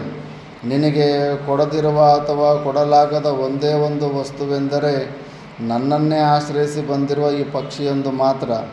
ಇದೊಂದನ್ನು ಬಿಟ್ಟು ನಿನಗೆ ಪ್ರಿಯವಾದ ಯಾವ ವಸ್ತುವನ್ನು ಕೊಟ್ಟರೆ ಅಥವಾ ಏನು ಮಾಡಿದರೆ ನೀನು ಈ ಪಕ್ಷಿಯನ್ನು ಬಿಟ್ಟು ಹೋಗುವೆ ಎಂಬುದನ್ನು ಹೇಳು. ನಿಸ್ಸಂಕೋಚವಾಗಿ ನಿರ್ಭಯವಾಗಿ ಕೇಳು, ಕೊಟ್ಟು ಬಿಡುವೆನು. ಆದರೆ ಈ ಪಕ್ಷಿಯನ್ನು ಮಾತ್ರ ನೀನೇನೇ ಹೇಳಿದರೂ ನಿನಗೆ ಬಿಟ್ಟು ಕೊಡುವುದಿಲ್ಲ, ಇದು ನಿಶ್ಚಯ. ಗಿಡಗ ಹೇಳುತ್ತದೆ, ಮಹಾರಾಜ, ನಿನಗೆ ಈ ಪಕ್ಷಿಯ ಮೇಲೆಯೇ ಹೆಚ್ಚಿನ ಮಮತೆ ಇರುವುದಾದರೆ ಒಂದು ಕೆಲಸ ಮಾಡು. ನೀನು ಈ ಪಕ್ಷಿಯನ್ನು ಬಿಟ್ಟು ಕೊಡಬೇಕಾಗಿಲ್ಲ. ಆಶ್ರಿತ ರಕ್ಷಣಾ ಧರ್ಮವನ್ನು ಬಿಡಬೇಕಾಗಿಲ್ಲ. ಈ ಪಕ್ಷಿಯ ತೂಕಕ್ಕೆ ಸರಿ ತೂಕದ ಮಾಂಸವನ್ನು ಕೊಟ್ಟರೂ ಆಗಬಹುದು. ಆ ಮಾಂಸವು ಬೇರೆ ಯಾವ ಪ್ರಾಣಿಯದೂ ಆಗಿರಕೂಡದು. ನಿನ್ನ ಶರೀರದಿಂದಲೇ ಮಾಂಸವನ್ನು ಕತ್ತರಿಸಿ ತೂಕ ಮಾಡಿ ಕೊಡಬೇಕು. ಈ ಪಕ್ಷಿಗೆ ಪ್ರತ್ಯಾಮ್ನಾಯವೆಂದರೆ ಈ ಪ್ರಪಂಚದಲ್ಲಿ ಇದರ ತೂಕದ ನಿನ್ನ ಮಾಂಸವೊಂದೇ ಆಗಿರುತ್ತದೆ. ಉಶೀನರನೇ, ನೀನು ಈ ಪಕ್ಷಿಯನ್ನು ತಕ್ಕಡಿಯ ಒಂದು ತಟ್ಟೆಯಲ್ಲಿಟ್ಟು ತಕ್ಕಡಿಯ ಮತ್ತೊಂದು ತಟ್ಟೆಯಲ್ಲಿ ನಿನ್ನ ಮಾಂಸವನ್ನು ಹಾಕಿ ಪಕ್ಷಿಯ ತೂಕಕ್ಕೆ ಸರಿಯಾಗಿ ತೂಕ ಮಾಡಿಕೊಡುವೆಯಾದರೆ ನಾನು ಸಂತುಷ್ಟನಾಗುವೆನು. ಪಕ್ಷಿಶ್ರೇಷ್ಠನೇ, ನೀನು ಈ ವಿನಿಮಯವನ್ನು ಪಡೆಯಲು ಒಪ್ಪಿ ನನ್ನನ್ನು ಅನುಗ್ರಹಿಸಿರುವೆ ಎಂದೇ ಭಾವಿಸುತ್ತೇನೆ. ನಾನು ಈ ಕ್ಷಣದಲ್ಲಿಯೇ ತಕ್ಕಡಿಯನ್ನು ತರಿಸಿ ಈ ಪಕ್ಷಿಯ ತೂಕಕ್ಕೆ ಸಮವಾದ ನನ್ನ ಶರೀರದ ಮಾಂಸವನ್ನು ಕತ್ತರಿಸಿಕೊಡುತ್ತೇನೆ. ಯುಧಿಷ್ಠಿರ, ಧರ್ಮಾತ್ಮನಾದ ಉಶೀನರನು ಶೇನ ಪಕ್ಷಿಯನ್ನು ಕುರಿತು ಹೀಗೆ ಹೇಳಿ ಒಡನೆಯೇ ಸೇವಕರಿಂದ ತಕ್ಕಡಿಯನ್ನು ತರಿಸಿ ತೂಗು ಹಾಕಿ ಒಂದು ತಟ್ಟೆಯಲ್ಲಿ ಪಾರಿವಾಳವನ್ನಿಟ್ಟು ತನ್ನ ಶರೀರದ ಒಂದು ಭಾಗದಿಂದ ಮಾಂಸವನ್ನು ಕತ್ತರಿಸಿ ಮತ್ತೊಂದು ತಟ್ಟೆಯಲ್ಲಿಟ್ಟನು. ಆದರೆ ಆ ಮಾಂಸದ ತುಂಡು ಪಾರಿವಾಳದ ತೂಕಕ್ಕೆ ಸಮವಾಗಲಿಲ್ಲ. ಶರೀರದ ಮತ್ತೊಂದು ಭಾಗದಿಂದ ಮಾಂಸವನ್ನು ಕತ್ತರಿಸಿ ತಟ್ಟೆಯೊಳಗಿಟ್ಟನು, ಅದೂ ಸಾಕಾಗಲಿಲ್ಲ. ಶರೀರಾದ್ಯಂತವಾಗಿ ಇರುವ ಮಾಂಸವನ್ನು ಕತ್ತರಿಸಿ ತಟ್ಟೆಯೊಳಗಿಟ್ಟರೂ ಪಾರಿವಾಳವು ಕುಳಿತಿದ್ದ ತಟ್ಟೆಯ ಕೆಳಭಾಗದಲ್ಲಿಯೇ ಇದ್ದಿತು. ಮುಂದೆ ಕತ್ತರಿಸಲು ಶರೀರದಲ್ಲಿ ಯಾವ ಭಾಗವೂ ಉಳಿಯಲಿಲ್ಲ. ಹೆಚ್ಚು ಯೋಚಿಸಿ ಹೋಗದೆ ಉಶೀನರನು ತಟ್ಟೆಯೊಳಗೆ ತಾನೇ ಹತ್ತಿ ಕುಳಿತುಬಿಟ್ಟನು. ಇಂದ್ರನ ಪರೀಕ್ಷೆಯು ಮುಗಿಯಿತು. ಉಶೀನರನು ಇಂದ್ರನು ಮಾಡಿದ ಪರೀಕ್ಷೆಯಲ್ಲಿ ಉತ್ತೀರ್ಣನಾದನು. ಗಿಡಗ ರೂಪದಲ್ಲಿದ್ದ ಇಂದ್ರನು ರಾಜನಿಗೆ ಹೇಳಿದನು, ಧರ್ಮಾತ್ಮನಾದ ರಾಜನೇ ಉಶೀನರ, ನಾನೇ ಇಂದ್ರನು. ತಕ್ಕಡಿಯೊಳಗಿರುವ ಪಾರಿವಾಳ ರೂಪದಲ್ಲಿರುವವನೇ ಹವ್ಯವಾಹನನಾದ ಅಗ್ನಿದೇವನು. ನಿನ್ನ ಧರ್ಮನಿಷ್ಠೆಯನ್ನು ಪರೀಕ್ಷಿಸುವ ಸಲುವಾಗಿಯೇ ನಾವಿಬ್ಬರೂ ಗಿಡಗ ಕಪೋತಗಳ ವೇಷ ಧರಿಸಿ ನಿನ್ನ ಯಜ್ಞಶಾಲೆಗೆ ಆಗಮಿಸಿದೆವು. ನೀನು ನಿನ್ನ ಧರ್ಮವನ್ನು ಉಳಿಸಿಕೊಳ್ಳುವ ಸಲುವಾಗಿ ಪ್ರಾಣಾಪಾಯದ ವಿವೇಚನೆಯನ್ನು ಮಾಡದೆ ದೇಹಾಭಿಮಾನವನ್ನು ತೊರೆದು ನಿನ್ನ ಶರೀರದಿಂದ ಮಾಂಸವನ್ನು ಕತ್ತರಿಸಿ ಕಡೆಯಲ್ಲಿ ಆತ್ಮಬಲಿಗೂ ಸಿದ್ಧನಾದೆ. ಧರ್ಮ ರಕ್ಷಣೆಗಾಗಿ ಪ್ರಾಣತ್ಯಾಗ ಮಾಡಲು ಸಿದ್ಧನಾದ ನಿನ್ನ ಕೀರ್ತಿಯು ಸಕಲ ಲೋಕಗಳಲ್ಲಿಯೂ ಬೆಳಗುವುದು ಮತ್ತು ಇದುವರೆಗೆ ಇತರರು ಸಂಪಾದಿಸಿರುವ ಕೀರ್ತಿಯನ್ನು ಈ ನಿನ್ನ ಕೀರ್ತಿಯು ಮುಸುಕುಗೊಳಿಸುವುದು. ಎಂದಿನವರೆಗೂ ಈ ಲೋಕದಲ್ಲಿ ಮಾನವರು ನಿನ್ನ ಸುಚರಿತೆಯನ್ನು ಹೇಳುತ್ತಿರುವರೋ ಅಂದಿನವರೆಗೂ ನಿನ್ನ ಕೀರ್ತಿಯು ಉಳಿಯುವುದು ಮತ್ತು ಅಂದಿನವರೆಗೂ ನೀನು ಶಾಶ್ವತವಾದ ಪುಣ್ಯಲೋಕದಲ್ಲಿರುವೆ. ನಿನ್ನ ಸುಚರಿತೆಯನ್ನು ಭೂಮಿಯ ಜನಗಳು ಎಂದೆಂದಿಗೂ ಹೇಳುತ್ತಲೇ ಇರುತ್ತಾರೆ. ನಿನ್ನ ಕೀರ್ತಿಯು ಆಚಂದ್ರಾರ್ಕವಾಗಿ ಉಳಿಯುವುದು ಮತ್ತು ನಿನಗೆ ಶಾಶ್ವತವಾದ ಪರಮಪದವು ಲಭಿಸುವುದು. ಹೀಗೆ ಹೇಳಿ ಇಂದ್ರಾಗ್ನಿಗಳು ತಮ್ಮ ಪೂರ್ವರೂಪಗಳನ್ನು ಧರಿಸಿ ಸ್ವರ್ಗಕ್ಕೆ ತೆರಳಿದರು. ಈ ರೀತಿಯಲ್ಲಿ ಧರ್ಮಾತ್ಮನಾದ ಉಶೀನರನು ತನ್ನ ಧರ್ಮದಿಂದಲೂ ಕೀರ್ತಿಯಿಂದಲೂ ದಶದಿಕ್ಕುಗಳನ್ನು ತುಂಬಿ ಕಾಲಾಂತರದಲ್ಲಿ ದೇದೀಪ್ಯಮಾನವಾದ ಶರೀರವನ್ನು ಧರಿಸಿದವನಾಗಿ ಸ್ವರ್ಗಾರೋಹಣ ಮಾಡಿದನು. ಇಲ್ಲಿ ನೋಡು ಯುಧಿಷ್ಠಿರ, ಈ ಆಶ್ರಮದಲ್ಲಿಯೇ ಉಶೀನರನು ವಾಸವಾಗಿದ್ದನು. ಈ ಪವಿತ್ರಾಶ್ರಮದಲ್ಲಿ ಇಂದಿಗೂ ದೇವತೆಗಳು ಮತ್ತು ಋಷಿ ಮಹರ್ಷಿಗಳು ಪುಣ್ಯವಂತರಾದ ಮತ್ತು ಮಹಾತ್ಮರಾದ ಬ್ರಾಹ್ಮಣರಿಗೆ ಕಾಣಿಸಿಕೊಳ್ಳುತ್ತಾರೆ. ಇವಾಗ ಲೋಮಶರು ತೀರ್ಥಕ್ಷೇತ್ರಗಳಲ್ಲಿ ಇತಿಹಾಸವನ್ನು ಮುಂದುವರಿಸಿ ಹೇಳ್ತಾರೆ. ಇತ್ತ ನೋಡು ಯುಧಿಷ್ಠಿರ, ಈ ಉಶೀನರನನ್ನು ಶಿಬಿ ಚಕ್ರವರ್ತಿ ಅಂತ ಕೂಡ ಅಂತಾರೆ ಪುರಾಣಗಳಲ್ಲಿ. ಶಿಬಿ ಚಕ್ರವರ್ತಿ. ಇವಾಗ ಬರುತ್ತೆ ಅಷ್ಟಾವಕ್ರದು. ಇತ್ತ ನೋಡಿ ಯುಧಿಷ್ಠಿರ, ಇದು ಉದ್ದಾಲಕನ ಪುತ್ರನಾದ ಶ್ವೇತಕೇತು ಮಹರ್ಷಿಯ ದಿವ್ಯಾಶ್ರಮ. ಈ ಮಹರ್ಷಿಯು ಅನೇಕ ಮಹಾಮಂತ್ರಗಳ ದ್ರಷ್ಟಾರನೆಂದು ಪ್ರಪಂಚದಲ್ಲಿ ಪ್ರಸಿದ್ಧಿ ಹೊಂದಿರುತ್ತಾನೆ. ಅವನ ಆಶ್ರಮ ಭೂಮಿಯು ಸರ್ವದಾ ಫಲಭರಿತವಾದ ವೃಕ್ಷಗಳಿಂದ ತುಂಬಿರುವುದು. ಈ ಪವಿತ್ರಾಶ್ರಮದಲ್ಲಿಯೇ ಶ್ವೇತಕೇತುವು ಮಾನುಷ ರೂಪವನ್ನು ಧರಿಸಿದ್ದ ಸರಸ್ವತೀ ದೇವಿಯನ್ನು ಸಾಕ್ಷಾತ್ತಾಗಿ ಸಂದರ್ಶಿಸಿ, ದೇವಿ, ನನ್ನನ್ನು ವಾಗ್ಮಿಯಾಗುವಂತೆ ಅನುಗ್ರಹಿಸು, ನಾನು ನಿನ್ನ ಅನುಗ್ರಹದಿಂದ ದಿವ್ಯವಾಣಿಯನ್ನು ತಿಳಿಯುತ್ತೇನೆ ಎಂದು ಪ್ರಾರ್ಥಿಸಿದನು. ಸರಸ್ವತಿಯು ತಥಾಸ್ತು ಎಂದಳು. ಉದ್ದಾಲಕನ ಮಗನಾದ ಶ್ವೇತಕೇತುವು ಕಹೋಡ ಮಹರ್ಷಿಯ ಮಗನಾದ ಅಷ್ಟಾವಕ್ರನು ಪರಸ್ಪರ ಸಂಬಂಧಿಗಳಾಗಿದ್ದರು. ಶ್ವೇತಕೇತುವು ಅಷ್ಟಾವಕ್ರನ ಸೋದರ ಮಾವನು. ಅವರಿಬ್ಬರೂ ಬ್ರಹ್ಮನಿಷ್ಠರು, ಬ್ರಹ್ಮವಿದ್ಯೆಯಲ್ಲಿ ನಿಷ್ಣಾತರೂ ಆಗಿದ್ದರು. ಇಬ್ಬರೂ ಸಕಲ ಶಾಸ್ತ್ರ ಪಾರಂಗತರಾಗಿದ್ದರು. ಒಂದಾನೊಂದು ಸಮಯದಲ್ಲಿ ಮಹಾಪ್ರಭಾವಶಾಲಿಗಳಾದ ಸೋದರಳಿಯ ಸೋದರ ಮಾವಂದಿರಿಬ್ಬರು ಜನಕರಾಜನ ಯಜ್ಞಮಂಟಪಕ್ಕೆ ಹೋಗಿ ಅಲ್ಲಿ ಮಹಾವಿದ್ವಾಂಸನೆನಿಸಿದ್ದ ವಂದಿಯನ್ನು ವಾದದಲ್ಲಿ ಸೋಲಿಸಿದರು. ಅಷ್ಟಾವಕ್ರನ ಮಾತಾಮಹನಾದ ಉದ್ದಾಲಕನು ಪುಣ್ಯತಮವಾದ ಆಶ್ರಮವನ್ನು ಪ್ರವೇಶಿಸಿ ನಿನ್ನ ಅನುಜರೊಡನೆ ಭಗವಚ್ಚಿಂತನೆಯನ್ನು ಮಾಡು. ಯುಧಿಷ್ಠಿರ, ಅಷ್ಟಾವಕ್ರನು ಮಹಾಪ್ರತಿಭಾವಂತನು. ಇನ್ನೂ ಚಿಕ್ಕವನಾಗಿದ್ದಾಗಲೇ ಜನಕನ ಸಭೆಗೆ ಹೋಗಿ ಅತಿ ಗರ್ವಿಷ್ಠನಾಗಿದ್ದ ವಂದಿಯನ್ನು ವಾದದಲ್ಲಿ ಸೋಲಿಸಿ ಪೂರ್ವ ಕೃತ ನಿರ್ಣಯದಂತೆ ವಂದಿಯನ್ನು ನದಿಗೆ ತಳ್ಳಿಸಿಬಿಟ್ಟನು. ಯುಧಿಷ್ಠಿರನು ಪ್ರಶ್ನಿಸುತ್ತಾನೆ, ಲೋಮಶರೇ, ನನಗೆ ಮಹಾಮಹಿಮನಾದ ಅಷ್ಟಾವಕ್ರನ ಸುಚರಿತೆಯನ್ನು ಸ್ವಲ್ಪ ವಿಸ್ತರಿಸಿ ಹೇಳಿರಿ. ಅಷ್ಟಾವಕ್ರನಿಗಿದ್ದ ಮೇಧಾಶಕ್ತಿ ಎಷ್ಟು? ಅವನಿಗೆ ವಂದಿಯನ್ನು ವಾದದಲ್ಲಿ ಸೋಲಿಸಲು ಹೇಗೆ ಸಾಧ್ಯವಾಯಿತು? ಅವನು ಅಷ್ಟಾವಕ್ರನಾಗಿ 8 ಭಾಗಗಳಲ್ಲಿ ವಕ್ರತೆಯುಳ್ಳವನಾಗಿ ಏಕೆ ಹುಟ್ಟಿದನು? ಎಲ್ಲವನ್ನೂ ವಿಶದವಾಗಿ ಹೇಳಿರಿ. ಯುಧಿಷ್ಠಿರ, ಉದ್ದಾಲಕ ಮಹರ್ಷಿಗೆ ಕಹೋಡನೆಂಬ ಶಿಷ್ಯನಿದ್ದನು. ಅವನು ಜಿತೇಂದ್ರಿಯನಾಗಿದ್ದನು ಮತ್ತು ಸರ್ವದಾ ಗುರು ಶುಶ್ರೂಷೆಯಲ್ಲಿಯೇ ನಿರತನಾಗಿದ್ದನು. ಅವನು ಬಹುಕಾಲದವರೆಗೂ ವಿದ್ಯಾಭ್ಯಾಸ ಮಾಡುತ್ತಲೇ ಇದ್ದನು. ಶಿಷ್ಯನ ಅನವರತವಾದ ಮತ್ತು ಬಹುಕಾಲದ ಸೇವೆಯನ್ನು ಮನಗೊಂಡು ಆಚಾರ್ಯನಾದ ಉದ್ದಾಲಕನು ತನ್ನ ಮಗಳಾದ ಸುಜಾತೆಯನ್ನು ಕಹೋಡನಿಗೆ ಮದುವೆ ಮಾಡಿಕೊಟ್ಟು ಅವನಿಗೆ ಸಕಲ ಶಾಸ್ತ್ರಗಳನ್ನು ಉಪದೇಶಿಸಿದನು. ಕಾಲಾನುಕ್ರಮದಲ್ಲಿ ಸುಜಾತೆಯು ಗರ್ಭಿಣಿಯಾದಳು. ಸುಜಾತೆಯ ಅಗ್ನಿ ಸದೃಶವಾದ ಗರ್ಭದಲ್ಲಿದ್ದ ಶಿಶುವು ಒಂದಾನೊಂದು ದಿನ ತನ್ನ ತಂದೆಯಾದ ಕಹೋಡ ಮುನಿಗೆ ಹೇಳಿತು, ತಂದೆಯೇ, ನೀನು ಇಡೀ ರಾತ್ರಿ ವೇದಾಧ್ಯಯನವನ್ನು ಮಾಡುತ್ತಿರುವೆ. ಆದರೆ ನೀನು ಮಾಡುತ್ತಿರುವ ಅಧ್ಯಯನ ಕ್ರಮವು ಸರಿಯಾಗಿರುವುದೆಂದು ನನಗನಿಸುತ್ತಿಲ್ಲ. ರಾತ್ರಿಯೆಲ್ಲ ಅಧ್ಯಯನ ಮಾಡುವುದು ಸರಿಯಲ್ಲ. ನಾನಿನ್ನೂ ಭ್ರೂಣದ ಅವಸ್ಥೆಯಲ್ಲಿರುವಾಗಲೇ ನಿನ್ನ ಅನುಗ್ರಹದಿಂದಾಗಿ ವೇದಾಂಗಗಳನ್ನು ಸಕಲ ಶಾಸ್ತ್ರಗಳನ್ನು ತಿಳಿದವನಾಗಿರುವೆನು. ನಿನ್ನ ಮುಖಾರವಿಂದದಿಂದ ಹೊರಬರುತ್ತಿರುವ ವಾಣಿಯು ಶುದ್ಧವಾಗಿರುವುದಿಲ್ಲ. ಸರಿಯಾಗಿ ಉಚ್ಚಾರಣೆ ಮಾಡ್ತಾ ಇರೋದಿಲ್ಲ ಕಹೋಡ.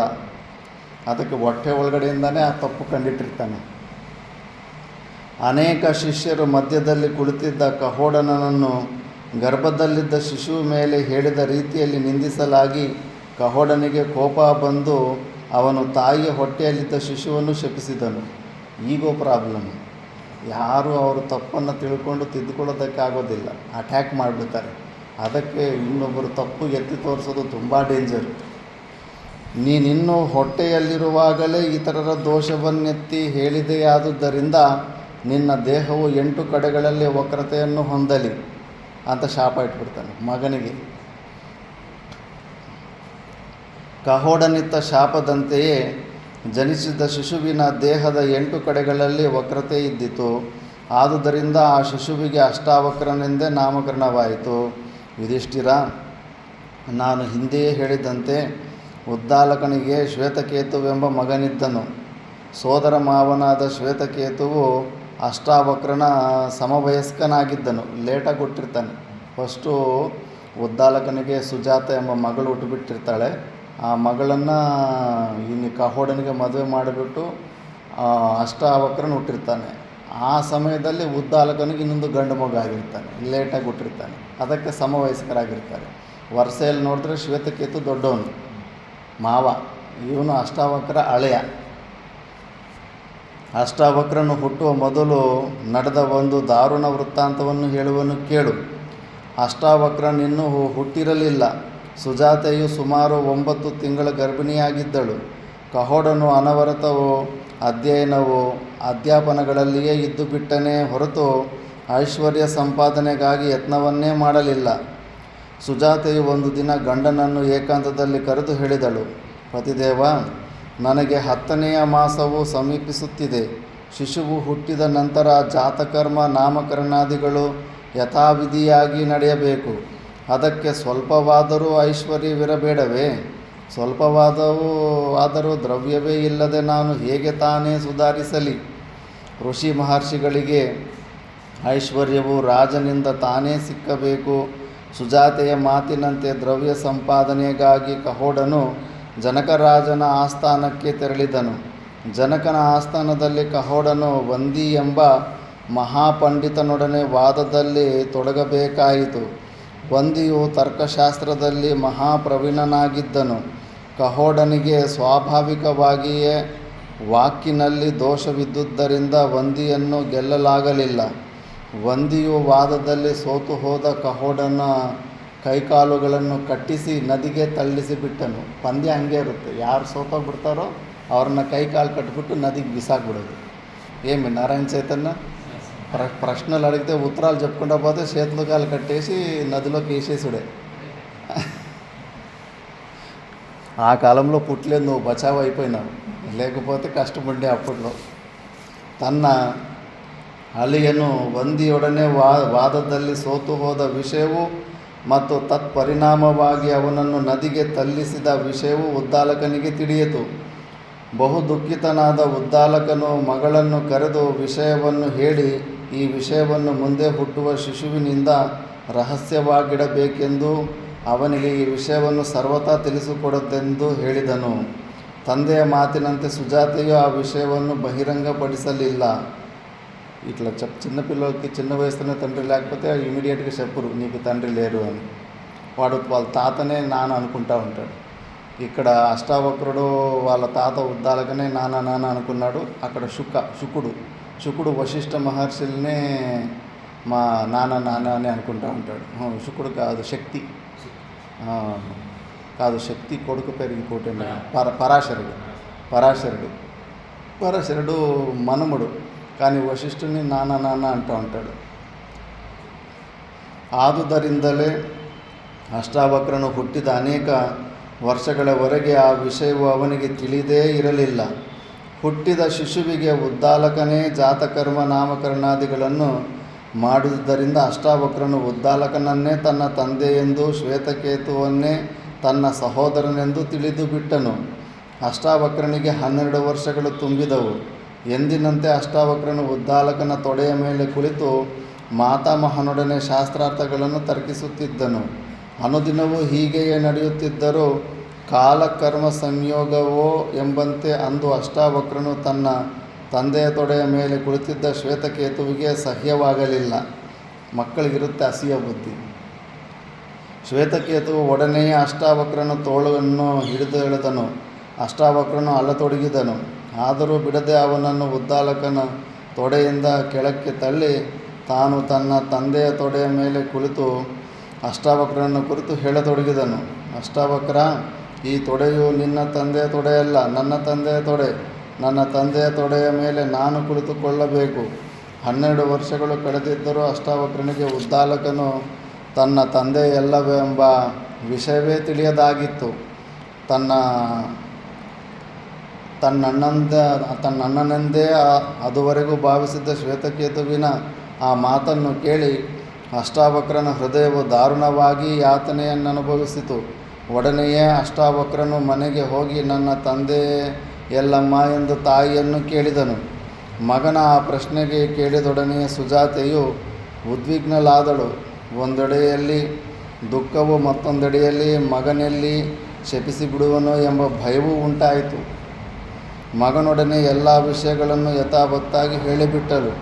ಆ ವಿಷಯಗಳೆಲ್ಲವನ್ನೂ ಕೇಳಿದ ನಂತರ ಅಷ್ಟಾವಕ್ರನು ದೀರ್ಘವಾಗಿ ನಿಟ್ಟುಸಿರುಬಿಟ್ಟು ಅಂದು ರಾತ್ರಿಯ ತನ್ನ ಸೋದರ ಮಾವನಾದ ಶ್ವೇತಕೇತುವಿಗೆ ಹೀಗೆಂದು ಹೇಳಿದನು.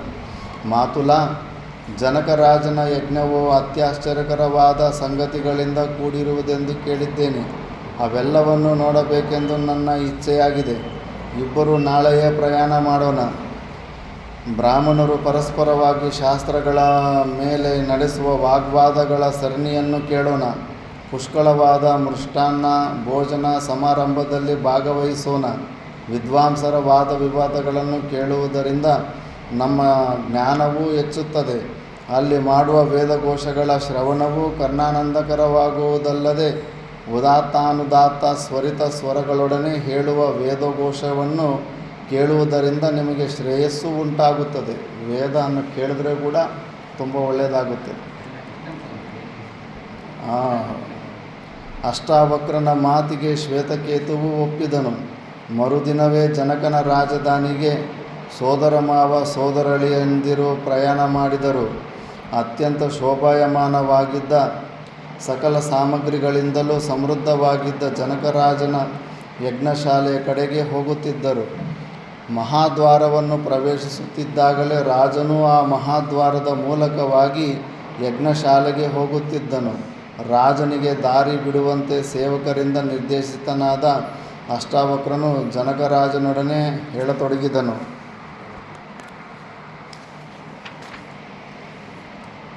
ದೊಡ್ಡವರಾಗಲಿ ಮುದುಕರಾಗಲಿ ಸ್ತ್ರೀಯರಾಗಲಿ ಬರುತ್ತಿದ್ದರೆ ಅವರಿಗೆ ದಾರಿಯನ್ನು ಬಿಟ್ಟು ನಡೆಯುವ ಸಂಪ್ರದಾಯವು ನಮ್ಮಲ್ಲಿ ಬಹಳ ಕಾಲದಿಂದಲೂ ನಡೆದು ಬಂದಿರುವುದು. ಆಗಿತ್ತು, ಈಗ ಯಾರು ತಲೆ ಕೆಡಿಸ್ಕೊಳ್ಳೋದಿಲ್ಲ. ಈ ವಿಷಯವನ್ನೇ ಅಷ್ಟಾವಕ್ರನು ರಾಜನೊಡನೆ ಹೇಳುತ್ತಾನೆ. ಮಹಾರಾಜ, ಕುರುಡನಾದವನಿಗೆ ದಾರಿಯನ್ನು ಬಿಟ್ಟುಕೊಟ್ಟು ಅವನಿಗೆ ಮುಂದಿನ ದಾರಿಯನ್ನು ತೋರಿಸಬೇಕು. ಕಿವುಡನಾದವನು ಹೋಗುತ್ತಿದ್ದರೆ ಅವನಿಗೆ ದಾರಿಯನ್ನು ಬಿಟ್ಟುಕೊಡಬೇಕು. ಸ್ತ್ರೀಯರು ಬಂದರೆ ದೊಡ್ಡದಾದ ಹೊರೆಯನ್ನು ಹೊತ್ತಿರುವವನು ಬಂದರೆ, ಅಂದರೆ ಭಾರ ಎತ್ಕೊಂಡು ಬರ್ತಾರೆ ಬಂದರೆ ಅವರಿಗೆ ಪುರಸ್ಕಾರವನ್ನು ಕೊಟ್ಟು ಹಾದಿಯನ್ನು ಬಿಟ್ಟುಕೊಡಬೇಕು. ರಾಜನು ಎದುರಾಗಿ ಬಂದಾಗ ರಾಜನಿಗೆ ಪುರಸ್ಕಾರವನ್ನಿತ್ತು ಹಾದಿಯನ್ನು ಬಿಡಬೇಕು. ಆದರೆ ಬ್ರಾಹ್ಮಣನು ಎದುರಾಗಿ ಬಂದರೆ ರಾಜನು ಬ್ರಾಹ್ಮಣನಿಗೆ ಪ್ರಾಮುಖ್ಯವನ್ನು ಕೊಟ್ಟು ಹಾದಿಯನ್ನು ಅವನಿಗೆ ಬಿಟ್ಟುಕೊಡಬೇಕು. ಪ್ರೋಟೋಕಾಲ್ಸ್ ಹಂಗಿರುತ್ತೆ. ಅದಕ್ಕುತ್ತರವಾಗಿ ರಾಜನು ಹೇಳುತ್ತಾನೆ, ಬ್ರಾಹ್ಮಣೋತ್ತಮನೇ, ನೀನು ಹೇಳುತ್ತಿರುವುದು ನಿಜ. ಈ ಹಾದಿಯನ್ನು ನಿನಗಾಗಿಯೇ ಬಿಟ್ಟುಕೊಟ್ಟಿದ್ದೇನೆ. ನೀನು ಈ ಹಾದಿಯಲ್ಲಿ ಮುಂದೆ ಹೋಗಿ ನಿನ್ನ ಇಚ್ಛೆ ಇದ್ದಲ್ಲಿಗೆ ಹೋಗಬಹುದು. ಅಗ್ನಿಯಲ್ಲಿ ಲಾಘವತ್ವವೆಂಬುದೇ ಇಲ್ಲ, ಚಿಕ್ಕದ್ದು ದೊಡ್ಡದ್ದೆಂಬ ತಾರತಮ್ಯವೇ ಇಲ್ಲ. ದೇವೇಂದ್ರನು ಅನುದಿನವೂ ಬ್ರಾಹ್ಮಣರನ್ನು ನಮಸ್ಕರಿಸುತ್ತಾನೆ. ಅಷ್ಟಾವಕ್ರನು ಮುಂದುವರೆದು ಹೇಳುತ್ತಾನೆ, ಇಂದ್ರದ್ಯುಮ್ನ ಕುಮಾರನೇ ಜನಕ, ನಾವು ನಿನ್ನ ಯಾಗವನ್ನು ನೋಡುವ ಸಲುವಾಗಿ ಇಲ್ಲಿಗೆ ಬಂದಿರುತ್ತೇವೆ. ನಿನ್ನ ಯಾಗವನ್ನು ನೋಡಬೇಕೆಂದು ನಮಗೆ ಬಹಳ ಕುತೂಹಲವಿದೆ. ಯಜ್ಞವನ್ನು ನೋಡುವ ಸಲುವಾಗಿಯೇ ಮತ್ತು ಯಜಮಾನನಾದ ಜನಕನನ್ನು ನೋಡಿ ಮಾತನಾಡುವ ಸಲುವಾಗಿಯೇ ನಾವಿಲ್ಲಿಗೆ ಬಂದಿರುತ್ತೇವೆ. ಆದರೆ ನಿನ್ನ ದ್ವಾರಪಾಲಕನು ಮಾತ್ರ ನಮ್ಮನ್ನು ಒಳಗೆ ಬಿಡಲೊಲ್ಲನು. ಇದರಿಂದಾಗಿ ನಾವು ಕೋಪಾಗ್ನಿಯಿಂದ ಸುಟ್ಟು ಹೋಗುತ್ತಿದ್ದೇವೆ. ನಾವು ಅಂದರೆ ಕುಪಿತರಾಗಿದ್ದೇವೆ. ಬ್ರಾಹ್ಮಣ ಒಟುವೆ, ಮಹಾವಿದ್ವಾಂಸನಾದ ವಂದಿಯ ಆಜ್ಞಾಧಾರಕರಾಗಿ ನಾವಿಲ್ಲಿ ನಿಂತಿದ್ದೇವೆ. ನಾನು ಹೇಳುವುದನ್ನು ಸಾವಧಾನದಿಂದ ಕೇಳುವವನಾಗು, ಕುಪಿತನಾಗಬೇಡ. ಈ ಸಭಾಮಂದಿರದೊಳಕ್ಕೆ ಬಾಲಕರು ಪ್ರವೇಶಿಸುವಂತಿಲ್ಲ. ಜ್ಞಾನವೃದ್ಧರಾದ ಮತ್ತು ವಯೋವೃದ್ಧರಾದ ಬ್ರಾಹ್ಮಣರಿಗೆ ಮಾತ್ರವೇ ಇಲ್ಲಿ ಪ್ರವೇಶವಿದೆ. ಅದಕ್ಕುತ್ತರವಾಗಿ ಅಷ್ಟಾವಕ್ರನು ಹೇಳ್ತಾನೆ, ದ್ವಾರಪಾಲಕನೇ, ವೃದ್ಧರಿಗೆ ಇಲ್ಲಿ ಪ್ರವೇಶವಿದೆ ಎನ್ನುವುದಾದರೆ ನಮಗೂ ಇಲ್ಲಿ ಪ್ರವೇಶಿಸಲು ಅಧಿಕಾರವಿದ್ದೇ ಇರುವುದು.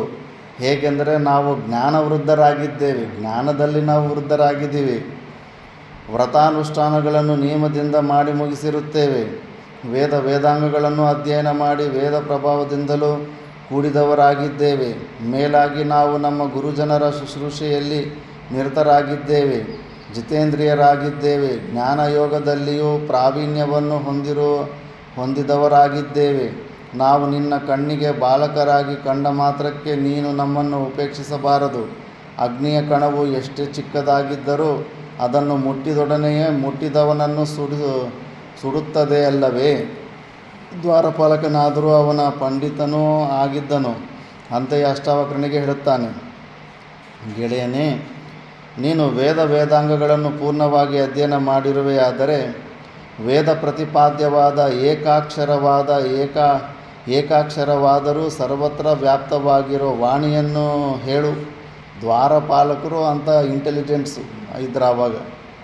ಈಗ MLAಗಳು MP ಗಳಿಗೆ ಏನೂ ಗೊತ್ತಿರೋದಿಲ್ಲ. ಓಂಕಾರ ರೂಪವಾದ ಬ್ರಹ್ಮತತ್ವವನ್ನು ಪ್ರತಿಪಾದನೆ ಮಾಡು. ನೀನಿನ್ನೂ ಬಾಲಕನೆಂಬುದನ್ನು ಮರೆಯಬೇಡ. ವ್ಯರ್ಥವಾಗಿ ಆತ್ಮಶ್ಲಾಘನೆಯಿಂದ ಪ್ರಯೋಜನವಿಲ್ಲ. ದುರ್ಲಭೋ ವೈ ಮನೀಷಿ, ಲೋಕದಲ್ಲಿ ಜ್ಞಾನಿಗಳಾದವರು ಸಿಕ್ಕುವುದು ದುರ್ಲಭ. ದ್ವಾರಪಾಲಕನೇ, ಕೇವಲ ಶರೀರ ವೃದ್ಧಿಯಿಂದ ವಯಸ್ಸಾಗಿರುವಿಕೆಯಿಂದ ಜ್ಞಾನವೃದ್ಧಿಯಾಗುವುದೆಂದು ಸಿದ್ಧಾಂತ ಮಾಡುವ ಸಾಧ್ಯತೆ ಇಲ್ಲ.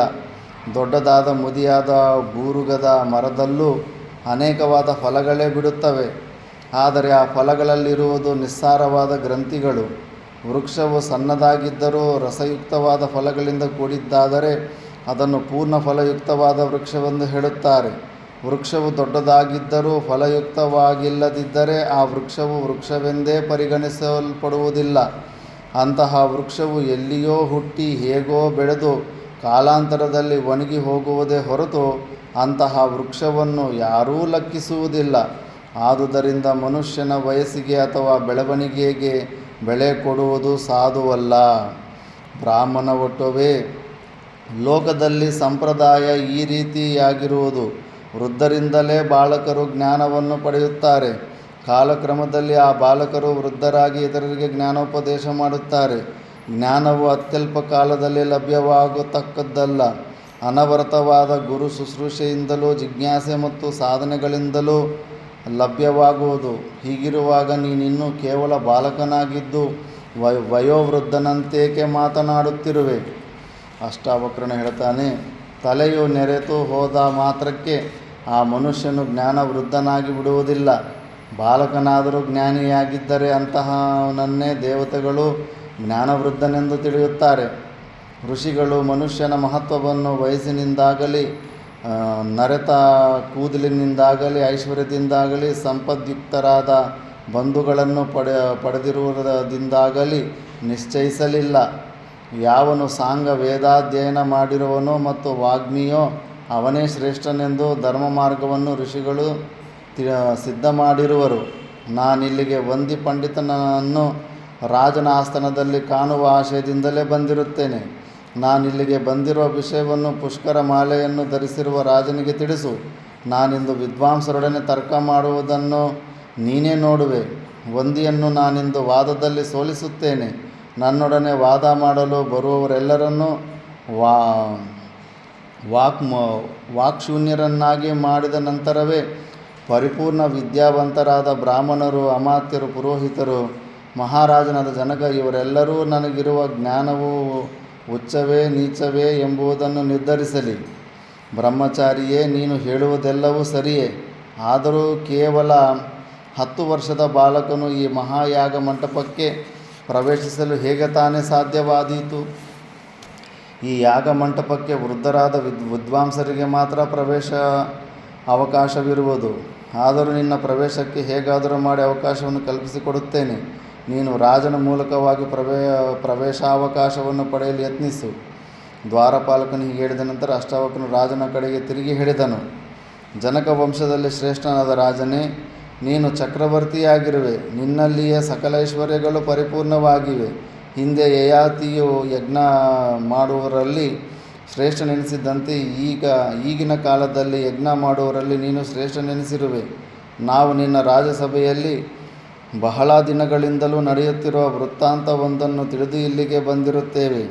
ನಿನ್ನ ಆಸ್ಥಾನದಲ್ಲಿರುವ ವಂದಿ ಎಂಬ ಮಹಾವಿದ್ವಾಂಸನೊಬ್ಬನು ತನ್ನೊಡನೆ ವಾದ ಮಾಡಲು ಬರುವವರೆಲ್ಲರನ್ನೂ ವಾದದಲ್ಲಿ ಸೋಲಿಸಿ ಅನಂತರದಲ್ಲಿ ನಿನ್ನಿಂದ ನಿಯುಕ್ತರಾದ ಆಪ್ತರಾದ ಪುರುಷರ ಮೂಲಕವಾಗಿ ನದಿಯಲ್ಲಿ ಹಾಕಿಸಿ ಬಿಡುವನೆಂದು ಕೇಳಿದ್ದೇವೆ. ಈ ವೃತ್ತಾಂತವನ್ನು ನಾವು ಬ್ರಾಹ್ಮಣರ ಮೂಲಕ ಕೇಳಿ ಬ್ರಹ್ಮಾದ್ವೈತದ ವಿಷಯವಾಗಿ ತರ್ಕ ಮಾಡಲು ಇಲ್ಲಿಗೆ ಬಂದಿರುತ್ತೇವೆ. ಆ ವಂದಿಯು ಎಲ್ಲಿರುವನೆಂಬುದನ್ನು ಕೂಡಲೇ ಹೇಳು. ಮಹಾರಾಜ, ಸೂರ್ಯನು ಹುಟ್ಟಿದನೊಡನೆಯೇ ಮಿನುಗುಟ್ಟುವ ನಕ್ಷತ್ರಗಳ ಪ್ರಕಾಶವನ್ನು ವಿನಾಶ ಮಾಡಿಬಿಡುವಂತೆ, ಅಂದರೆ ನಕ್ಷತ್ರಗಳು ಕಾಣದಂತೆ ಮಾಡುವಂತೆ ನಾನೀಗಲೇ ಅವನೊಡನೆ ವಾದ ಮಾಡಿ ಅವನ ಸೊಕ್ಕನ್ನು ಮುರಿಯುತ್ತೇನೆ, ಅವನ ಪ್ರಭಾವವನ್ನು ನಾಶಗೊಳಿಸುತ್ತೇನೆ. ಜನಕ ಹೇಳ್ತಾನೆ, ಬ್ರಾಹ್ಮಣ ವಟುವೇ, ನೀನು ಪ್ರತಿಕಕ್ಷಿಯ ವಾಗ್ಬಲವನ್ನು ತಿಳಿಯದ ಕಾರಣ ವಂದಿಯನ್ನು ಸೋಲಿಸಲು ಕಾತರನಾಗಿರುವೆ. ಅವನ ವಾಗ್ಬಲವೆಷ್ಟೇ ಎಂದು ತಿಳಿದಿದ್ದರೆ ನೀನು ಈ ಮಾತನ್ನಾಡುತ್ತಿರಲಿಲ್ಲ. ಅವನ ವಾಕ್ಶಕ್ತಿಯನ್ನು ತಿಳಿದಿರುವ ಯಾವ ವಿದ್ವಾಂಸರು ತಾನೇ ನಿನ್ನಂತೆ ಹೀಗೆ ಮಾತನಾಡುವರು? ವಂದಿಯನ್ನು ವೇದಾಂಗ ಪಾರಂಗತರಾದ ವಿದ್ವಾಂಸರೇ ವಾದದಲ್ಲಿ ಎದುರಿಸಿರುತ್ತಾರೆ. ಆದರೆ ಅವನ ವಾಗ್ಬಲದ ಮುಂದೆ ನಿಲ್ಲಲಾರದೆ ಅವರೆಲ್ಲರೂ ಸೋಲನ್ನೊಪ್ಪಿಕೊಂಡಿರುತ್ತಾರೆ. ನೀನಾದರೋ ಇಂದು ವಂದಿಯ ವಾಗ್ಬಲವೆಷ್ಟೆಂಬುದನ್ನು ತಿಳಿಯದೇ ಇರುವುದರಿಂದ ಅವನನ್ನು ಸೋಲಿಸುವುದಾಗಿ ಆರ್ಭಟಿಸುತ್ತಿರುವೆ. ಅನೇಕ ಬ್ರಾಹ್ಮಣರು ಅವನೊಡನೆ ವಾದ ಮಾಡಲು ಒಂದು ಸೂರ್ಯನಿಂದ ಶೂನ್ಯವಾಗಿ ಮಾಡಲ್ಪಟ್ಟ ನಕ್ಷತ್ರಗಳಂತೆ ಪರಾಭೂತರಾಗಿ ಹೋದರು. ಹಿಂದೆಯೂ ವಿಜ್ಞಾನ ಮತ್ತರಾದ ಅನೇಕ ವಿದ್ವಾಂಸರು ನಿನ್ನಂತೆಯೇ ವಂದಿಯನ್ನು ಗೆಲ್ಲುವುದಾಗಿ ಆರ್ಭಟ ಮಾಡುತ್ತಾ ಬಂದು ಅತ್ಯಲ್ಪ ಕಾಲದಲ್ಲಿಯೇ ಪರಾಜಯ ಹೊಂದಿದವರಾಗಿ ಕಾಂತಿಹೀನರಾಗಿ ರಾಜಸಭೆಯಿಂದ ಹೊರಟು ಹೋಗುತ್ತಿದ್ದರು. ಹೀಗಿರುವಾಗ ಸಭೆಯಲ್ಲಿದ್ದ ಇತರ ಸದಸ್ಯರೊಡನೆ ವಾದ ಮಾಡಲು ಅವಕಾಶವಿಲ್ಲ. ಆದುದರಿಂದ ವಂದಿಯೊಡನೆ ವಾದಕ್ಕೆ ಸಿದ್ಧನಾಗಬೇಕಾದರೆ ಈ ಎಲ್ಲ ವಿಷಯಗಳನ್ನು ಸಂಪೂರ್ಣವಾಗಿ ವಿವೇಚಿಸುವುದು ಉತ್ತಮ. ಮಹಾರಾಜ, ವಂದಿಯು ಇದುವರೆಗೂ ನನ್ನಂಥವರನ್ನು ಸಂಧಿಸದಿರುವುದೇ ಅವನ ಈ ದರ್ಪಕ್ಕೆ ಕಾರಣವಾಗಿದೆ. ಈ ಕಾರಣದಿಂದಲೇ ಅವನು ತನ್ನನ್ನು ಸಿಂಹವೆಂದೇ ಭಾವಿಸಿ ಸಿಂಹದಂತೆಯೇ ಗರ್ಜನೆ ಮಾಡುತ್ತಿರುವನು. ಇಂದಿನ ದಿನ ಅವನು ನನ್ನನ್ನು ಸಂಧಿಸಿದರೆ ನನ್ನೊಡನೆ ವಾದಕ್ಕೆ ಬಂದು ಪರಾಜಿತನಾಗಿ ಮಾರ್ಗ ಮಧ್ಯದಲ್ಲಿ ಅಚ್ಚು ಮುರಿದ ಗಾಡಿಯಂತೆ ಕೆಳಕ್ಕೆ ಬೀಳುತ್ತಾನೆ. ಅಷ್ಟಾವಕ್ರನು ಇಷ್ಟು ಸ್ಪಷ್ಟವಾಗಿ ಹೇಳಿದರೂ ರಾಜನು ಹಿಂದಿನ ಅನುಭವದಿಂದ ಅಷ್ಟಾವಕ್ರನ ವಿದ್ಯೆಯ ವಿಷಯದಲ್ಲಿ ಸಂಶಯಾತ್ಮನಾಗಿಯೇ ಇದ್ದನು. ಅಷ್ಟಾವಕ್ರನನ್ನು ಪರೀಕ್ಷಿಸುವ ಸಲುವಾಗಿ ಸಮಸ್ಯಾತ್ಮಕವಾದ ಈ ಶ್ಲೋಕವನ್ನು ಹೇಳಿದನು. 30 ಅಂಶಗಳನ್ನು, 12 ವಿಭಾಗಗಳನ್ನು, 24 ಪರ್ವಗಳನ್ನು ಮತ್ತು 360 ಅರೆಕಾಲುಗಳನ್ನು ಹೊಂದಿರುವ ಒಂದೇ ಒಂದು ವಸ್ತುವು ಯಾವುದೆಂಬುದನ್ನು ಯಾವನು ತಿಳಿದಿರುವನೋ ಮತ್ತು ಅವುಗಳಿಗೆ ಅರ್ಥವನ್ನು ಯಾವನು ತಿಳಿದಿರುವನೋ ಅವನೇ ಶ್ರೇಷ್ಠನಾದ ಕವಿಯು, ವಿದ್ವಾಂಸನು. 30 ದಿನಗಳು, 12 ಮಾಸಗಳು, 12 ಅಮಾವಾಸ್ಯೆ ಮತ್ತು 12 ಪೂರ್ಣಿಮೆಗಳು, 24 ಪರ್ವಗಳು, ಪಕ್ಷಗಳು ಮತ್ತು 360 ದಿವಸಗಳು, ಇವುಗಳಿಷ್ಟು ಸೇರಿದ ಕಾಲವು ಸಂವತ್ಸರ. ಈ ಸಂವತ್ಸರದಲ್ಲಿ 3 ವಿಧವಾದ ಸಂವತ್ಸರಗಳಿವೆ: ಚಾಂದ್ರಮಾನ, ಸೌರಮಾನ ಮತ್ತು ಸಾವನಮಾನ. ಈ 3 ವಿಧವಾದ ಸಂವತ್ಸರಗಳನ್ನು ಅನುಸರಿಸಿ ಮಾಡಬೇಕಾದ ಕರ್ಮಗಳು ಅನೇಕವಾಗಿವೆ. ಸಂವತ್ಸರದಲ್ಲಿರುವ ಷಡ್ಋತುಗಳು, 24 ಪರ್ವಗಳು, ಪಕ್ಷಗಳು, 12 ಮಾಸಗಳು, 360 ದಿನಗಳು, ಇವುಗಳಿಗೆ ಅನುಸಾರವಾಗಿ ನಮ್ಮ ದೇಹದಲ್ಲಿಯೂ ಷಟ್ಚಕ್ರಗಳು, 12 ಗ್ರಂಥಿಗಳು, 24 ತತ್ವಗಳು ಇರುತ್ತವೆ. ಜ್ಞಾನಿಗಳು ಶರೀರ ವ್ಯಾಪಾರವನ್ನು ಸಂವತ್ಸರಕ್ಕೂ ಹೋಲಿಸುತ್ತಾರೆ. ರಾಜನ ಸಮಸ್ಯಾಪೂರ್ಣವಾದ ಶ್ಲೋಕಕ್ಕೆ ಉತ್ತರರೂಪವಾಗಿ ಅಷ್ಟಾವಕ್ರನು ಸಮಸ್ಯಾರೂಪವಾಗಿಯೇ ಹೇಳಿದನು. ಯಾವುದು 24 ಪರ್ವಗಳಿಂದ, 12 ಹುಣ್ಣಿಮೆಗಳು ಮತ್ತು 12 ಅಮಾವಾಸ್ಯೆಗಳಿಂದ ಕೂಡಿರುವುದೋ, 6 ನಾಭಿಗಳಿಂದಲೂ ಅಂದರೆ 6 ಋತುಗಳಿಂದಲೂ ಅಥವಾ ಚಕ್ರದ ಗುಂಬಗಳಿಂದಲೂ, 12 ಮಾಸಗಳಿಂದಲೂ, 12 ಗ್ರಂಥಿಗಳು 12 ಮಾಸಗಳಂದರೆ 360 ದಿವಸಗಳಿಂದಲೂ ಅಂದರೆ ಅರೆಕಾಲುಗಳಿಂದ ಕೂಡಿರುವುದೋ, ಸದಾ ತಿರುಗುತ್ತಿರುವ ಅಂತಹ ಸಂವತ್ಸರ ರೂಪವಾದ ಚಕ್ರವು ನಿನ್ನನ್ನು ಕಾಪಾಡಲಿ. ಅಂದರೆ ಷಟ್ಚಕ್ರಾತ್ಮಕವಾದ, 12 ಗ್ರಂಥಿಯುಕ್ತವಾದ ಮತ್ತು 24 ತತ್ವಗಳಿಂದ ಕೂಡಿರುವ ಈ ಶರೀರದಲ್ಲಿ ಸಹಸ್ರಾರ ಚಕ್ರರೂಪನಾಗಿರುವ ಪರಮಾತ್ಮನು ನಿನ್ನನ್ನು ಕಾಪಾಡಲಿ. ಉತ್ತರ ಕೊಟ್ಟುಬಿಡ್ತಾನೆ. ರಾಜನು ಮತ್ತೊಂದು ಸಮಸ್ಯಾತ್ಮಕವಾದ ಶ್ಲೋಕವನ್ನು ಹೇಳ್ತಾನೆ. ಜೊತೆಗೂಡಿರುವ 2 ಕುದುರೆಗಳಂತಿರುವ ಗಿಡಗದಂತೆ ಹಠಾತ್ತಾಗಿ ಮೇಲೆ ಬೀಳುವ ಸ್ವಭಾವವುಳ್ಳ ಯಾವ 2 ವಸ್ತುಗಳಿವೆ? ದೇವತೆಗಳ ಮಧ್ಯದಲ್ಲಿ ಯಾರು ಅವುಗಳ ಗರ್ಭಧಾರಣೆಯಾಗುವಂತೆ ಮಾಡುತ್ತಾರೆ? ಅವೆರಡೂ ಏನನ್ನೂ ಪ್ರಸವಿಸುತ್ತವೆ. ಮಹಾರಾಜ, ನಿನ್ನ ಮನೆಯಲ್ಲಾಗಲಿ ನಿನ್ನ ಶತ್ರುಗಳ ಮನೆಯಲ್ಲಾಗಲಿ 2 ಕುದುರೆಗಳಂತೆ ಇರುವ ವಿದ್ಯುದ್ದಶನಿಗಳು ಅಂದರೆ ಮಿಂಚು ಸಿಡಿಲುಗಳು ಅಥವಾ ದುಃಖ ಮೃತ್ಯುಗಳು ನಿಪಾತವಾಗದಿರಲಿ. ಗಾಳಿಯೇ ಸಾರಥಿಯಾಗಿರುವ ಮೇಘರಾಜನು ಅಥವಾ ಮನಸ್ಸು ಈ 2 ವಿದ್ಯುದ್ದಶನಿಗಳನ್ನು ಅಥವಾ ದುಃಖ ಮೃತ್ಯುಗಳನ್ನು ತನ್ನ ಗರ್ಭದಲ್ಲಿಟ್ಟುಕೊಂಡು ಹಠಾತ್ತಾಗಿ ಗಿಡಗ ಪಕ್ಷಿಯು ಬೀಳುವಂತೆ ಪ್ರಪಂಚದ ಮೇಲೆ ಬೀಳಿಸುತ್ತಾನೆ. ಗರ್ಭದಲ್ಲಿಯೇ ಅಡಗಿರುವ ದುಃಖ ಮೃತ್ಯುಗಳು ಆಕಸ್ಮಿಕವಾಗಿ ಬಂದು ಆಘಾತವನ್ನುಂಟು ಮಾಡುತ್ತವೆ. ಮಿಂಚಿಲ್ಲದೆ ಸಿಡಿಲು ಬಡಿಯುವ ಸಾಧ್ಯತೆಯೇ ಇಲ್ಲ. ಇವೆರಡೂ ಯಾವಾಗಲೂ ಸೇರಿಯೇ ಇರುತ್ತವೆ. ಈ 2 ಮೇಘವು ತನ್ನ ಗರ್ಭದಲ್ಲಿ ಧರಿಸುತ್ತದೆ. ಸಿಡಿಲು ಬಡಿಯುವುದು ಆಕಸ್ಮಿಕ. ಈ ಶ್ಲೋಕಕ್ಕೆ ವ್ಯಾಖ್ಯಾನಕಾರರು ವೇದಾಂತದ ಪರವಾಗಿ ಅರ್ಥ ಮಾಡಿರುತ್ತಾರೆ. ಮನಸ್ಸೆಂಬ ಮೇಘವು ತನ್ನ ಗರ್ಭದಲ್ಲಿ ವಿದ್ಯುದ್ದಶನಿ ರೂಪಗಳಾದ ದುಃಖ ಮೃತ್ಯುಗಳನ್ನು ಹೊಂದಿರುತ್ತದೆ. ರಾಜನಿಗೆ ಅಷ್ಟಾವಕ್ರನು ಹೇಳಿದ ಉತ್ತರವು ಸಮಾಧಾನಕರವಾಗಿ ಕಂಡಿತು. ಆದರೂ ಪ್ರಶ್ನೆಯನ್ನು ಅಷ್ಟಕ್ಕೆ ನಿಲ್ಲಿಸಲಿಲ್ಲ. ಮತ್ತೊಂದು ಪ್ರಶ್ನೆಯನ್ನು ಕೇಳಿದನು. ಹಿಂಗೆ ಕೇಳ್ಕೊತ ಹೋಗ್ತಾ ಇರ್ತಾನೆ. ಅದು ನಾವು ನೆಕ್ಸ್ಟ್ ಕ್ಲಾಸಲ್ಲಿ ಇಲ್ಲ ಈ 1 ಪೇಜ್ ಮುಗಿಸ್ಬಿಡೋಣ. ಯಾವ ಪ್ರಾಣಿಯು ನಿದ್ರಿಸುವಾಗಲೂ ಕಣ್ಣು ಮುಚ್ಚಿರುವುದಿಲ್ಲ? ಹುಟ್ಟಿದ ಮೇಲೂ ಚಲಿಸದೇ ಇರುವ ವಸ್ತುವು ಯಾವುದು? ಯಾವ ವಸ್ತುವಿಗೆ ಹೃದಯವಿಲ್ಲ ಮತ್ತು ವೇಗದಿಂದಲೇ ವರ್ಧಿಸುವುದು ಯಾವುದು? ಮೀನುಗಳು ನಿದ್ರಿಸುವಾಗಲೂ ಕಣ್ಣು ಮುಚ್ಚುವುದಿಲ್ಲ. ತಾಯಿಯ ಗರ್ಭದಿಂದ ಹೊರಬಂದ ಮೊಟ್ಟೆಯು ಚಲಿಸುವುದಿಲ್ಲ. ಕಲ್ಲಿಗೆ ಹೃದಯವಿಲ್ಲ. ನದಿಯು ಪ್ರವಾಹ ವೇಗದಿಂದಲೇ ವರ್ಧಿಸುತ್ತದೆ. ಕೇಳಿದ ಪ್ರಶ್ನೆಗಳಿಗೆ ಒಡನೆ ಇಷ್ಟು ನಿಷ್ಕೃಷ್ಟವಾದ ಉತ್ತರಗಳನ್ನು ಹೇಳುವುದು ಸುಲಭ ಸಾಧ್ಯವಲ್ಲ. ಅಪಾರವಾದ ವಿದ್ಯಾಭ್ಯಾಸ ಮಾಡಿದವನಿಗೆ ಮತ್ತು ಬುದ್ಧಿಕುಶಲತೆ ಇರುವವನಿಗೆ ಮಾತ್ರವೇ ಹೀಗೆ ಉತ್ತರಿಸಲು ಸಾಧ್ಯವಾಗುವುದು. ಈ ಶ್ಲೋಕಕ್ಕೆ ವೇದಾಂತ ಪರವಾಗಿಯೇ ವ್ಯಾಖ್ಯಾನಕಾರರು ಅರ್ಥ ಮಾಡಿರುತ್ತಾರೆ. ಮತ್ಸ್ಯ ಮಹಾನ್ ಮತ್ಸ್ಯ ಉಭೇ ಕೂಲೆ ಅನುಸಂಚರಿತಿ ಮೊದಲಾದ ಶ್ರುತಿಯುಕ್ತಿಗಳಂತೆ ಮತ್ಸ್ಯವೆಂದರೆ ಚಿದ್ರೂಪನಾದ ಪುರುಷನು ಜಾಗ್ರತ್ ಸ್ವಪ್ನಗಳೆಂಬ ಎರಡು ದಡಗಳಲ್ಲಿಯೂ ಸಂಚರಿಸುತ್ತಿರುತ್ತಾನೆ. ಅಂಡಂ ಬ್ರಹ್ಮಾಂಡವು ಚಲಿಸುವುದಿಲ್ಲ. ಸ್ಮ ಅಂದರೆ ಶರೀರ, ಶ್ಮ ಶರೀರಮಿತ ಯಾಸ್ಕಃ ಶರೀರವಿಲ್ಲದವನು ಎಂದರೆ ಶರೀರವನ್ನು ಬಿಟ್ಟು ಆತ್ಮನಿಗೆ ಜ್ಯೋತಿ ಸ್ವರೂಪನಾದ ಆತ್ಮನಿಗೆ ಹೃದಯವಿಲ್ಲ.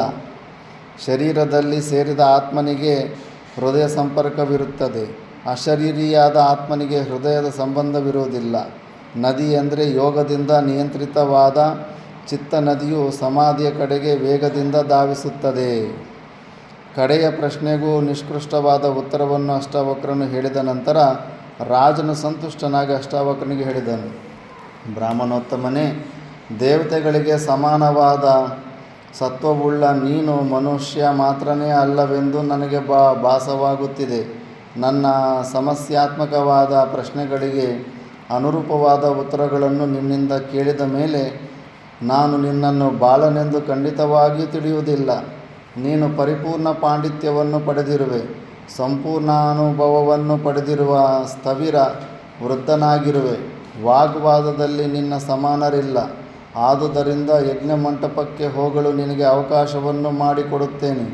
ಅಲ್ಲಿಯೇ ಆ ವಂದಿ ಪಂಡಿತನಿರುತ್ತಾನೆ, ಅವನನ್ನು ನೀನು ಕಾಣಬಹುದು ಅಂತ ಈಗ ಪರ್ಮಿಷನ್ ತಗೊತಾನೆ ಒಳಗಡೆ. ಈಗ ತುಂಬ ಒಳ್ಳೆಯ ವಿಚಾರ ಬರುತ್ತೆ. ಅವನು ಕೇಳೋ ಪ್ರಶ್ನೆ ಸಮಾಧಾನ ಅಷ್ಟಾವಕ್ರದು. ಅದು ನೆಕ್ಸ್ಟ್ ಕ್ಲಾಸಲ್ಲಿ ನೋಡೋಣ.